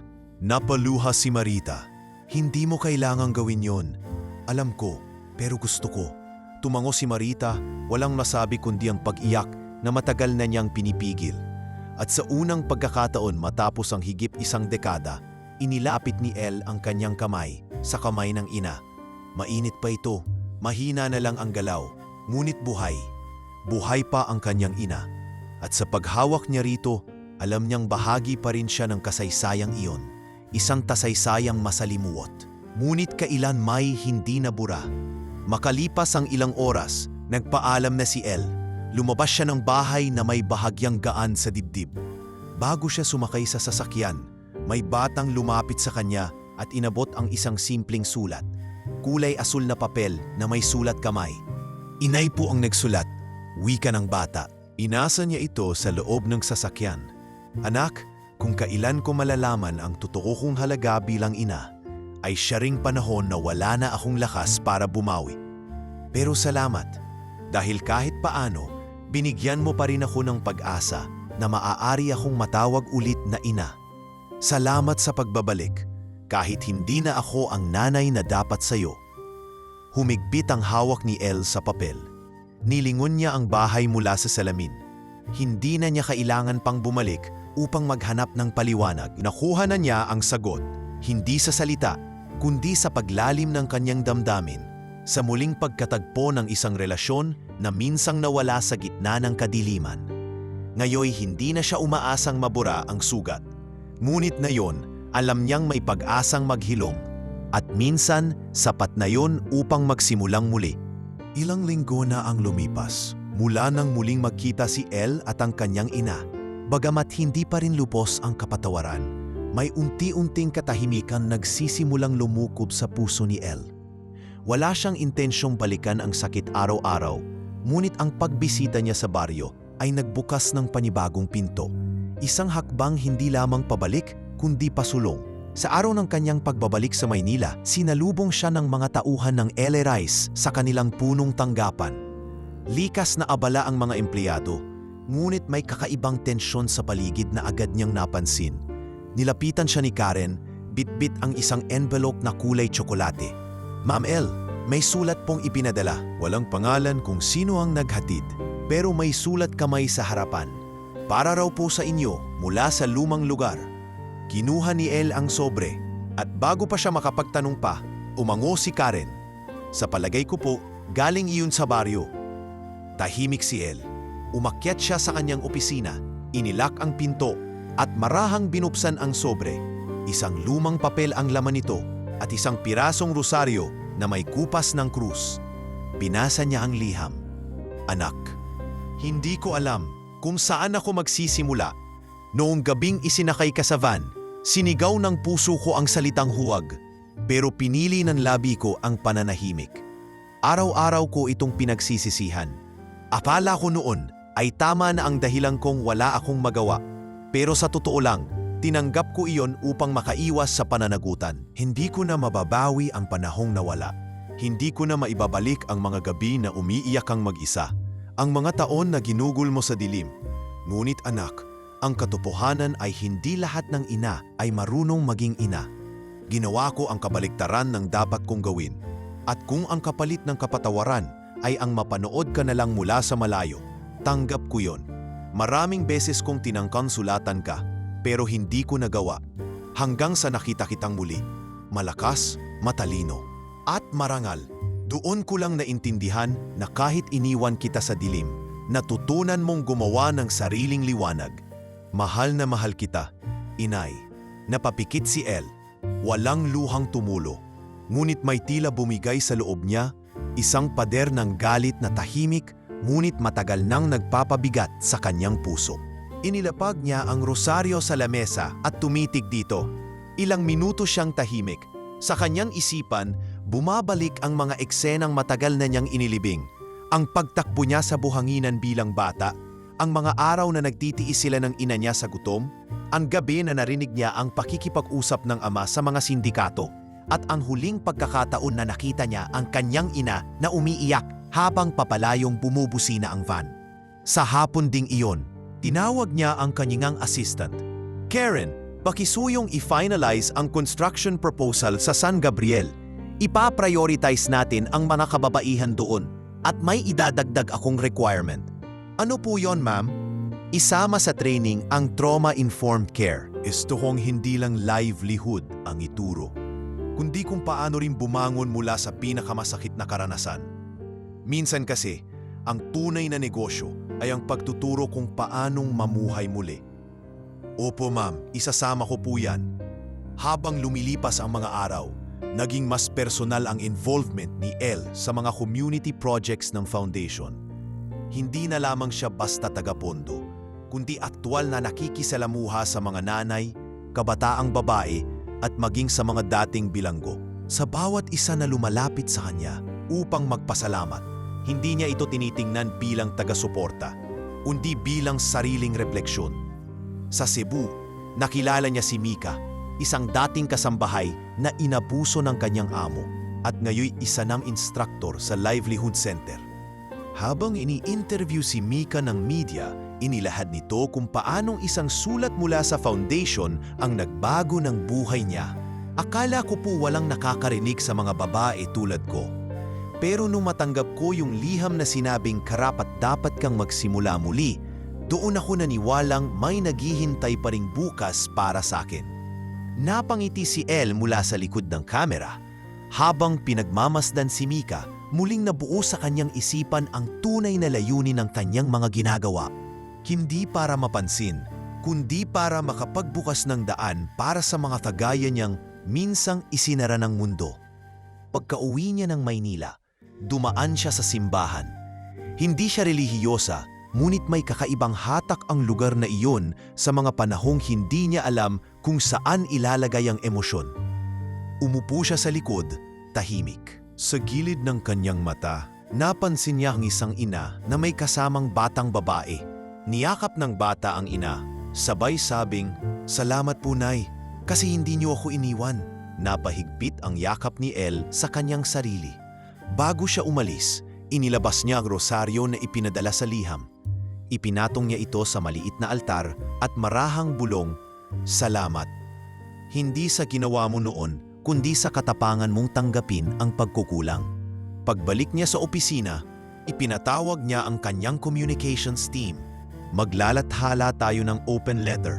Hindi ko ilalantad ang pangalan ko, pero gusto kong magsulat ng isang mensaheng para sa mga inang may kasalanang hindi maamin at sa mga anak na patuloy pa ring naghahanap ng sagot.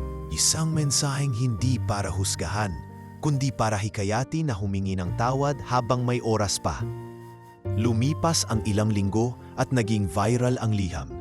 Libo-libong kababaihan, bata at mga magulang ang nagkomento. Nagsabing iyon ang pinakatotoong bagay na nabasa nila sa loob ng maraming taon. At sa gitna ng kasikatan ng liham na iyon, walang nakakaalam kung sino ang sumulat. Ngunit sa isang maliit na baryo sa Quezon, may isang matandang babae na binasa ito habang umiiyak. Hawak ang kopya ang pinadala ng foundation. Sa huling linya ng liham, nakasulat, "Wala kang obligasyong patawarin. Ngunit sana, sa panahon na kaya mo na, Piliin mong gawin ito, hindi para sa nakaraan, kundi para sa sarili mong kapayapaan. At sa katahimikan ng kanyang maliit na bahay, sa gitna ng mahina niyang hininga, mahigpit na hinawakan ni Aling Marita ang papel. Dahil alam niyang iyon ay mensahe ng anak niyang matagal nang nilamon ng dilim, ngunit ngayoy siyang nagsisilbing ilaw ng napakarami. Minsang naglalakad si El sa isang fundraising event sa Cebu para sa mga survivors ng human trafficking.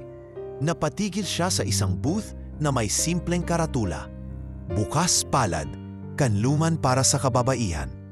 Isa itong non-profit na tumutulong sa mga kababaihang nakaligtas mula sa iba't ibang uri ng pang-aabuso. Nakapaskil sa tarp ang mga litrato ng mga dating biktima na ngayoy volunteers na, nagtuturo ng crafts, self-defense at business skills. Ma'am L, tawad ng isa sa mga coordinators. Baka po gusto niyong makilala ang head ng outreach unit ng Kanlungan. Dati rin po siyang survivor. Sumunod si El sa volunteer tent. Nang lumapit ang babaeng tinutukoy, hindi na niya kinailangan tanungin pa. Aya, halos bulong niya. Sa isang iglap, tumigil ang mundo. Ang babaeng kaharap niya, na ngayoy may ngiping payapa, nakasuot ng simpleng polong puti at may ID na nagsasabing Aya Mendoza, Outreach Lead, ay ang parehong batang babaeng minsan niyang nakasama sa impyerno ng sindikato. Ang kaibigan niyang naging kanlungan sa dilim. Ang kasama niyang nagbabalot ng luha sa gabi habang sabay nilang pinangarap ang makalabas. Napatitig si Aya sa kanya. Sandali siyang naguluhan, tila sinusuri ang mukha ni El, hanggang sa unti-unting lumambot ang mga mata nito. "Lira?" Pabulong.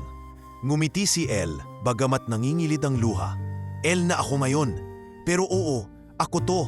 Walang babala, walang alinlangan. Agad na lumapit si Aya at niyakap siya ng mahigpit, para bang pinipilit habulin ang mga taon na ninakaw sa kanila ng mapait na kasaysayan. Pareho silang tahimik habang nakayakap, ngunit ramdam ng mga nakapaligid ang bigat at lalim ng kanilang tagpo.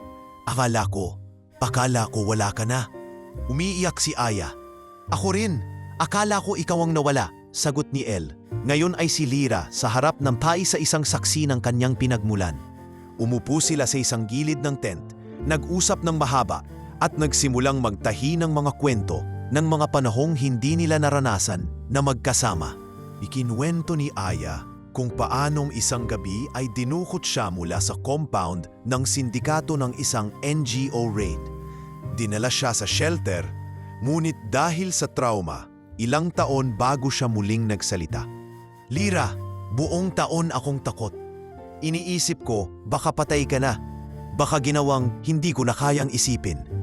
Buong taon din akong umiiyak, pero tinulungan ako ng isang matandang negosyante. Tinuruan akong bumangon, tinulungan akong maniwala ulit." Sa muling pagkikitang iyon, parang nabuo ang bahagi ng sarili ni El na matagal na niyang hinahanap. Sa kabila ng lahat ng tagumpay, sa kabila ng lahat ng donasyon at pondo, wala pa ring hihigit sa tahimik na kapanatagan na dala ng taong kasabay mong lumaban noon at ngayoy kasabay mo nang muling bumangon. Makaraan ng ilang araw, nanalisesyon silang magtulungan. Pinag-isa nila ang resources ng Elorice Foundation at ng Kanlungan upang makabuo ng isang mas malawak na programa na tinawag nilang Laya at Liwanag. Layunin nito ang mailigtas, marehabilitate at mabigyan ng kabuhayan ang mga kababaihang biktima ng trafficking at domestic abuse. Magkakaroon tayo ng unang training center sa Tacloban, paliwanag ni El sa kanilang planning session. At gusto ko ikaw ang mamahala. Aya, mas alam mo ang trauma, mas malapit ka sa karanasan ng mga ito. "Hindi mo ba ako pagsasawaan, Lira?" Biro ni Aya habang sinusulat ang budget proposal. "Hindi kita pinagsawaan kahit sabay tayong umiiyak sa sahig noon. Lalo pa ngayon na sabay na tayong nagtuturo ng pag-asa." Mabilis ang naging pag-unlad ng programa. Nakakuha sila ng grants mula sa mga banyagang NGO, pati na rin mula sa ilang sikat na celebrities na nalaman ang kwento ni El at Aya. Marami ang nagsimulang magsalita, lumapit at humingi ng tulong. Babaeng binenta ng sariling magulang, inabuso ng kinakasama o pinangakuan ng trabaho sa ibang bansa ngunit nauwi sa kalbaryo. Bawat isa sa kanila ay kwentong kapareho ni Lira at Aya. Minsan sa isang pagsasanay sa shelter, habang tinuturuan ni Aya ang isang grupo ng kabataang babae kung paano gumawa ng bead accessories, napatigil siya at napatingin kay Elle. Naalala mo ba nung pinangarap natin to habang nakakalbo tayo at puro sugat ang tuhod? Tumawa si Elle. At wala tayong matinong pantulog, kaya niyayakap natin yung notebook ko? Ngayon may sarili na tayong kwaderno. Pero ang mas maganda, sinusulat na natin ito para sa iba. Pagkaraan ng 6 na buwan, opisyal na kinilala ng gobyerno ang Laya at Liwanag bilang isa sa pinakamabilis lumaking NGO partnerships sa Pilipinas. Dahil dito, inimbitahan silang dalawa sa isang UN-backed Women's Rights Summit sa Bangkok upang ibahagi ang kanilang istorya. Habang nakatayo sa entablado si Elle, may hawak na clicker para sa kanilang presentasyon. Napatingin siya sa buong auditorium. Ilang taon na ang lumipas mula nang siya'y tahimik na umiiyak sa sulok ng isang kwarto. Hawak ang lumang notebook, binubulong sa sarili ang mga pangarap na parabang suntok sa buwan. Ngayon, naririto siya sa harap ng mga delegado mula sa iba't ibang bansa. Hindi na siya si Lira na takot magsalita. Siya na si Elle, ang CEO, ang survivor at ang inspirasyon. I am not here today because I survived. Panimula niya. I am here today because someone believed I was worth saving. And today, we are building a world where no woman has to be saved because she will be empowered from the start. Tumayo si Aya sa kanyang tabi. Hawak ang mikropono. We are not victims anymore. We are not statistics. We are voices. We are hands that now reach back to lift others from where we once fell. At sa bawat palakpak na umalingangaw sa silid, dama ni Elle ang tahimik ngunit malakas na kumpirmasyon. Ang lahat ng sakit ay hindi naging walang saysay. Dahil sa wakas, magkasama na silang dalawa, hindi sa kadiliman, kundi sa liwanag na sila mismo ang tumai. Makalipas ang ilang buwan ng pagsasama ni Elle at Aya sa ilalim ng programa nilang Laya at Liwanag, dumami ang kababaihang lumalapit upang magbahagi ng sarili nilang kwento. Sa bawat panibagong kwento, unti-unti nilang nakikita ang kabuuan ng sistemang bumiktima sa kanila noon, isang malawak na network ng sindikato na gumamit ng iba't ibang muka ng negosyo, recruitment at charity upang ikubli ang kalakalan ng tao. Lira. Tawag ni Aya isang gabi habang nakaupo sila sa training center sa Tacloban. May lumapit sa atin kahapon, isang dating runner sa compound.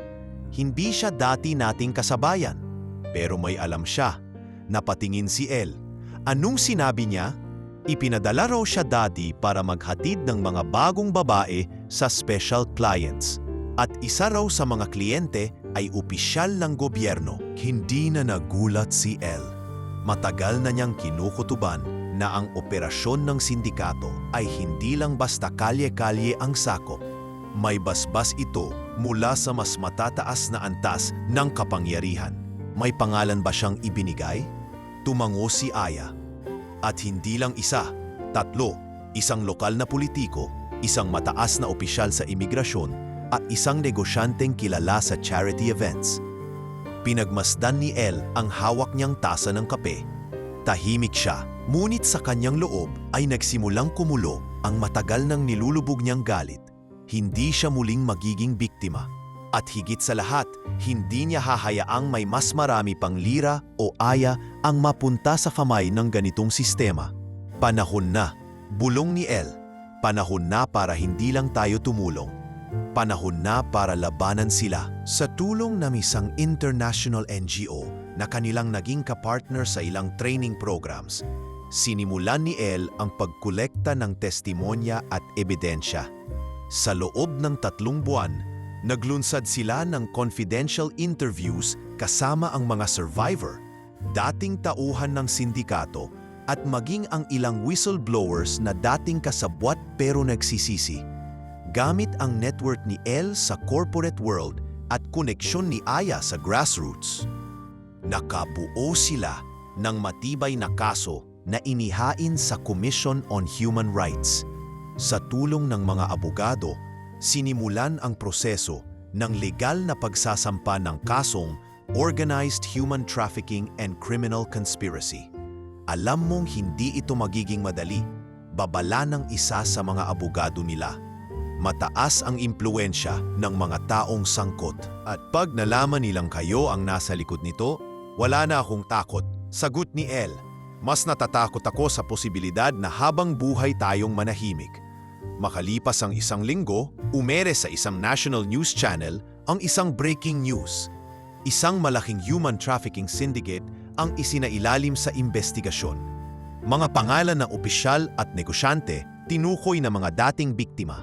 Kasabay ng balita, inilunsad ng foundation ni Elle ang isang documentary-style campaign na pinamagatang Ang Katotohanan Namin.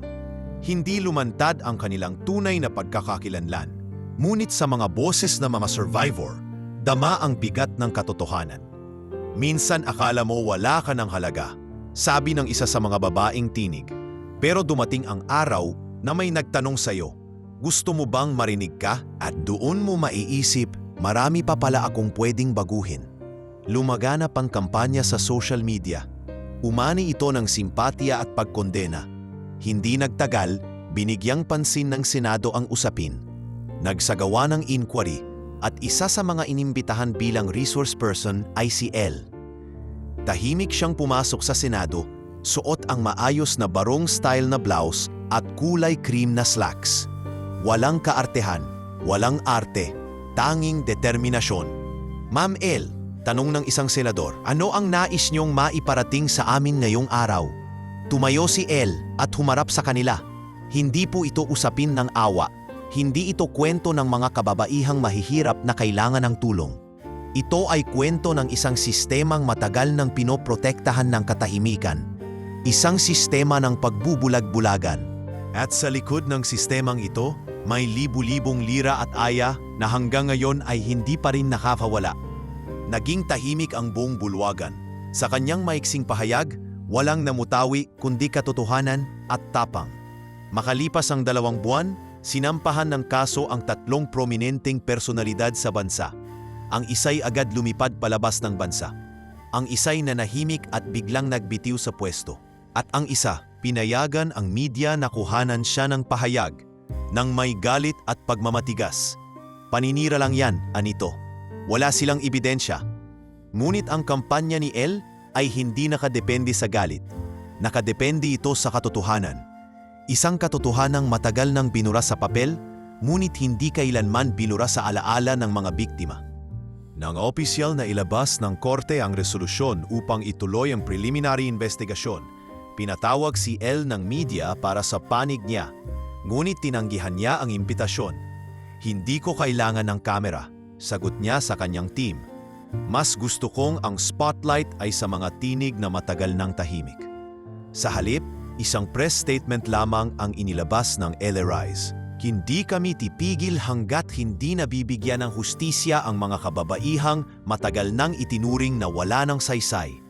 Kung tahimik ang mundo, kami ang sisigaw. Kung tikom ang batas, kami ang maghahanap ng butas upang mapasok ng liwanag. At sa bawat panibagong linggong lumilipas, mas maraming testigo ang lumalapit. Mas maraming boses ang nabibigyan ng lakas. At sa gitna ng lahat ng ito, si Elle at si Aya ay hindi lumalaban para sa sarili nila. Lumalaban sila para sa mga hindi na makapagsalita, para sa mga nawalan ng pagkakataon, para sa mga pinatay ng katahimikan. Sa huli, hindi na lamang sila survivors. Sila na ang naging salamin ng katapangan. At sa bawat pader na binasag nila, mas lalong lumawak ang liwanag na minsan nilang pinangarap lamang sa gitna ng madilim na kwarto. Minsang lumibot si Elle sa isa sa mga partner shelters nila sa Zambales para sa isang impromptu inspection. May isang batang babae na agad tumatak sa kanyang paningin. Habang ang ibang bata ay masiglang naglalaro sa ilalim ng araw, ang batang ito'y tahimik lang na nakaupo sa gilid ng puno. Hawak ang isang sirang manika at nakatitig sa lupa. Payat ito, marungis ang damit, at tila ba may iniindang sakit sa dibdib na hindi kayang ipahayag ng salita. "Anong pangalan mo, iha?" tanong ni Elle habang lumalapit dahan-dahan upang hindi ito matakot. Tumingin sa kanya ang bata, mabagal at parang nag-aalinlangan kung dapat bang sumagot. "Laika po," mahinang sagot nito. "Laika, ilang taon ka na?" "5 po, pero sabi nila 6 na raw ako." Umupo si Elle sa tabi ng bata at pinilit nitian ito. "Anong ginagawa mo rito? Ba't di ka naglalaro sa mga kalaro mo?" "Mas gusto ko pong mag-isa. Sabi nila masyado raw po akong tahimik." Tumama kay Elle ang bawat salita ng bata. Para bang kinakausap siya ng sariling alaala. Nakita niya sa batang ito ang sarili niyang bersyon. Biktima ng katahimikan, puno ng tanong at may laman sa dibdib na hindi kayang saluhin ng murang edad. Walang duda, may malalim na sugat ang batang ito na hindi basta-basta matutuyo. Kinagabihan, habang kausap niya si Aya sa telepono, ikinuwento niya ang tungkol kay Lika. "Parang ako noong 15 ako, Aya," ani Elle. Tahimik, takot magsalita, at may mata na parang ayaw ng umasa. "Nakausap mo na ba ang staff ng shelter? Alam ba nila kung saan galing ang bata?" Yun nga ang problema. Naiwan lang daw sa labas ng shelter isang madaling araw. May lagnat, walang suot na tsinelas, at may pasa sa balikat. Wala ring dokumento. Sabi nila baka anak ng isa sa mga dating ginahasa at naiwan kung saan. Tahimik si Aya sa kabilang linya. Maya-maya, nagsalita ito. "Elle, alam kong marami na tayong tinulungan, pero hindi ka pa nag-ampon. Alam ko, at hindi ko ring akalaing aabot ako sa puntong ito. Pero iba ang pakiramdam, Aya. Para bang tinatawag ako ng batang iyon. Para bang siya yung batang hindi ko naisalba noon." Kinabukasan, bumalik si Elle sa shelter, dala ang ilang gamit para kay Laika. Mga bagong damit, tsinelas, mga libro, at sang maliit na pink na backpack. Nang makita siya ng bata, muli lang itong tumitig, pero ngayon ay may konting liwanag sa mata. "Para sa akin po ba ito?" tanong ni Laika. "Para sa'yo, dahil deserve mong maramdaman na may nagmamahal sa'yo." Umiling si Laika, halos pabulong ang sagot. "Wala pong nagmahal sa akin." Hindi na nakasagot si Elle. Sa halip, niyakap niya ang bata, mahigpit, buo, at puno ng damdaming tila na ipon sa loob ng maraming taon. Sa sumunod na linggo, sinimulan ni Elle ang proseso ng adoption. Hindi ito madali, lalo't wala pang legal na pagkakakilanlan si Lika. Kailangan ng pagsusuri, court approval, background checks, at mahahabang pila sa DSWD. Ngunit sa bawat hakbang, hindi siya umatras. Araw-araw niyang binibisita ang bata, dinadala sa pasyalan, sinasamahan sa pag-aaral ng alphabet, at kinukuwentuhan tuwing gabi. "Bakit mo po ko inaalagaan?" tanong ni Lika isang gabi habang nakasakay sila sa sasakyan pauwi mula sa park. "Dahil gusto kong iparamdam sa iyo na hindi mo kailangang dumaan sa mga pinagdaanan ko." "May nanakit din po sa inyo?" Tumango si Elle. "Maraming beses. Pero may dumating sa buhay ko na naniwalang kaya kong bumangon. Kaya gusto ko ring maging ganun para sa iyo." Habang lumilipas ang buwan, mas naging malapit sila sa isa't isa. Minsan, napapatawa na si Laika sa simpleng biro. Minsan, hindi na ito natatakot hawakan ang kamay ni Elle. Unti-unti, bumabalik ang tiwala. At para kay Elle, ito na ang pinakamalaking gantimpala sa lahat ng kanyang tagumpay. Pagkatapos ng halos 6 na buwan, sa wakas ay inaprubahan ng korte ang adoption. Sa harap ng huwes, habang pinapirma si Elle ng adoption papers, hindi napigilan ni Laika ang lumapit at yakapin siya. "Ate Elle," bulong ng bata, "mama na kita ngayon, di ba?" Napaluha si Elle. "Oo anak, mama mo na ko at hindi kita iiwan." Simula noon, naging magkaibang mundo ang tinahak nila. Ang dating tahimik na CEO, ngayoy ina na may responsibilidad sa isang batang halos walang alaala ng pagmamahal. At ang batang babae na dating iniwang sugatan, ngayoy may tahanan, may pangalan at higit sa lahat, may isang taong hindi kailanmang aalis. Sa unang araw ni Lika sa eskwelahan, si Elle mismo ang naghapid sa kanya. Suot ng bata ang bagong uniform, naka-ponytail at may name tag na may pangalang Lika L. Cruz. Handa ba na? Tanong ni El habang inayos ang kwelyo ng damit ng anak. Tumango si Lika. Hindi na ako natatakot, Mama. Huwag mong kakalimutan, ha? Bulong ni El. Matalino ka, malakas ka, at hindi ka nag-iisa. Habang pinagmamasdan ni El ang pagpasok ni Laika sa gate ng eskwelahan, sa kanyang puso'y may katahimikang na yun lang niya naramdaman. Hindi dahil tapos na ang laban, kundi dahil sa wakas, may naisalba siyang isang buhay. Hindi para palitan ang nakaraan, kundi upang buuin ang panibagong kinabukasan. At sa muling pagbukas ng kanyang journal kinagabihan, isang linya lang ang isinulat niya. Hindi ko na kailangan pang maging anak ng sinuman. Dahil ngayon, ako na ang ina. At sa wakas, may tahanan na rin ako. Lumipas ang ilang taon at si El na ngayon ay ganap ng ina kay Laika.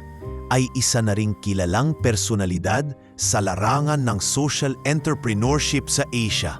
Lumawak ang kanyang foundation. Umabot ang mga outreach projects niya hanggang Indonesia, Cambodia at pati na rin sa mga liblib na lugar ng Mindanao. Sa likod ng kanyang tagumpay ay nananatili siyang tahimik pagdating sa kanyang personal na pinanggalingan. Isang lihim na pilit niyang nililimot. Ngunit isang araw, sa isang panayam ng isang kilalang news outlet sa Japan kung saan tumanggap siya ng Humanitarian Award, tinanong siya ng host tungkol sa kanyang kabataan. Ma'am El, saan po ba kayo lumaki? Marami ang nagtatanong, pero tila wala pong tala ng inyong pamilya o pinagmulan. Napangiti si El at tumugon ng may pag-ingat. Sa isang lugar na di ko na masyadong binabalikan, hindi dahil sa ayaw ko, kundi dahil puno ito ng alaala na ayokong ulitin pa. Pero doon nagsimula ang lahat. Hindi niya alam na ang simpleng sagot na iyon ang magiging hudyat ng pagbabalik ng nakaraan. Mabilis na kumalat ang clip sa social media at hindi nagtagal ay umabot ito sa maliit na bayan ng Stajuliana. Ang lugar kung saan siya'y pinanganak at kung saan siya'y binenta ng sarili niyang mga magulang. Isang gabi, nakatanggap siya ng email na walang subject. May kalakip itong larawan ng isang lumang bahay na may nakasulat sa gate, "Balik ka naman, anak." Kinabukasan, tahimik siyang nagpakarga ng kaunting gamit sa kanyang private jet. Hindi niya ipinaalam kahit kanino, ni kay Aya, ni sa kanyang team, at lalong hindi kay Laika. Gusto niyang gawin ang paglalakbay na ito ng mag-isa, hindi bilang El Cruz na CEO, kundi bilang si Rosella, ang batang minsang isinakripisyo. Pagsapit niya sa Juliana, hindi na niya halos makilala ang lugar. Wala na ang dating palengke na pinag-iipunan niyang puntahan noon. Napalitan na ito ng isang two-story na concrete market. Mayroon ng mga bagong tindahan, mga eskinita na pinalitan ng mas malalapad na daan. Pero ang bahay nila, ang bahay na minsan niyang itinuring na kulungan, ay naroon pa rin, nakatayo, tila inabandona ngunit pilit pa ring nagiging bahagi ng kasaysayan ng lugar. Paglapit niya sa gate, lumabas ang isang matandang babae. Nanginginig ang kamay nito at bahagyang pumalya ang boses nang banggitin ang pangalan ni El. "Rosella, anak!" Hindi makapagsalita si El. Parang may malaking bolang humarang sa kanyang lalamunan. Ilang taon na siyang nagsalita sa entablado sa harap ng daan-daang tao. Pero ngayon ay tila kinapos siya ng lakas. "Ma?" Doon na nagsimulang pumatak ang luha ng matanda. "Pasensya ka na, anak. Hindi ko alam. Hindi ko alam na aabot ka sa ganito. Wala kaming balita. Akala ko." Tahimik lang si El habang nakatitig sa ina. Sa likod nito ay lumabas ang isang lalaki, ang kanyang ama. Namutla ito nang makita siya at bahagyang umatras. "Rosella," bulong nito. "Diyos ko, anak ko." Pero hindi agad lumapit si El. Sa halip, tumingin siya sa paligid. Sa mga haliging may lamat, sa bintanang may basag, sa lumang swing sa ilalim ng puno ng mangga na minsan niyang sinakyan habang umiiyak. Hindi ako bumalik para makipag-away. Aniya, umalik ako dahil gusto kong harapin tong parte ng buhay ko na matagal kong tinakbuhan. Anak, huling sabi ng ina, wala kaming maipagkakaila. Oo, totoo, ibinenta ka namin, pero hindi dahil wala kaming puso, kundi dahil wala kaming magawa.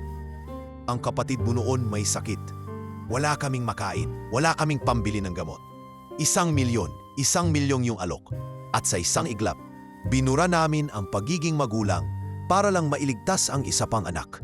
Tahimik na lumapit si Elle at naupo sa bangkong kahoy sa labas ng bahay. May kapatid ako? Tanong niya. Tumango ang ama. Bunso mo, si Gerson. Nabuhay siya pero di rin manitagal. Leukemia raw, sabi ng doktor. Umabot lang ng 7 taon. Noong namatay siya, parang kasabay niyang binawi ang lahat ng dahilan ng desisyon namin. At simula noon, hindi na kami naging buo. Hindi na napigilan ni Elle ang pagluha. Hindi dahil sa awa sa mga magulang, kundi dahil sa bigat ng kasinungalingang kinarga niya buong buhay. Akala niya'y pinili siyang talikuran ng mga taong dapat nagmahal sa kanya. Pero sa likod pala ng lahat ng sakit, ay may sakit ding dinadala ang mga iniwan niya.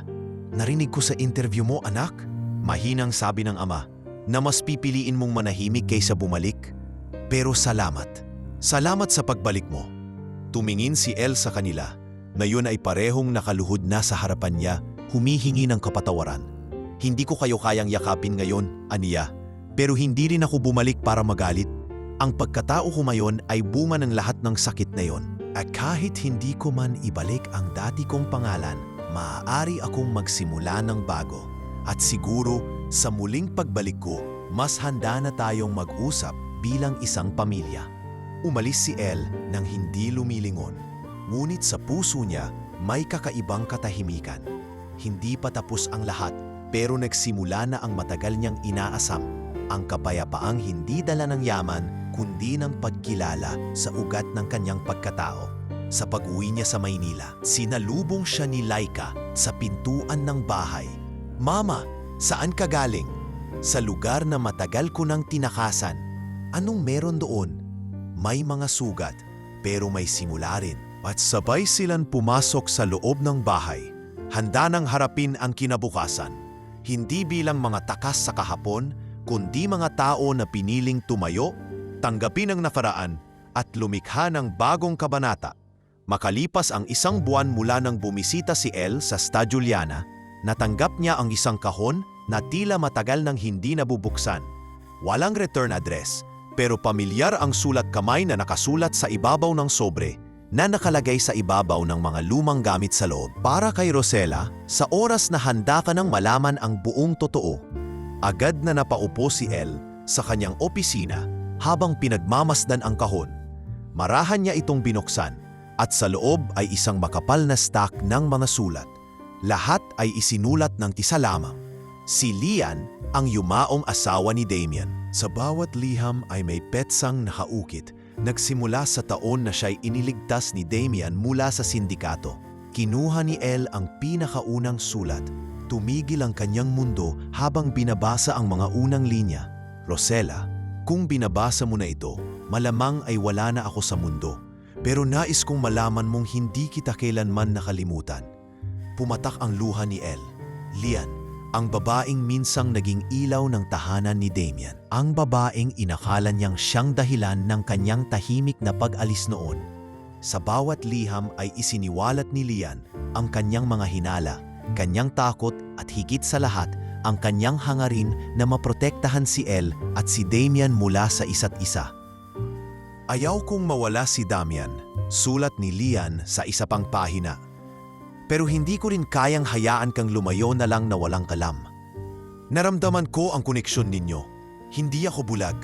Pero Rosella, bata ka pa noon. At si Damian, mahal niya ako. Pero iba ang tingin niya sa'yo. Hindi bilang bata, kundi bilang babaeng kayang magmahal ng higit pa sa sarili. Nagpatuloy si Elle sa pagbasa.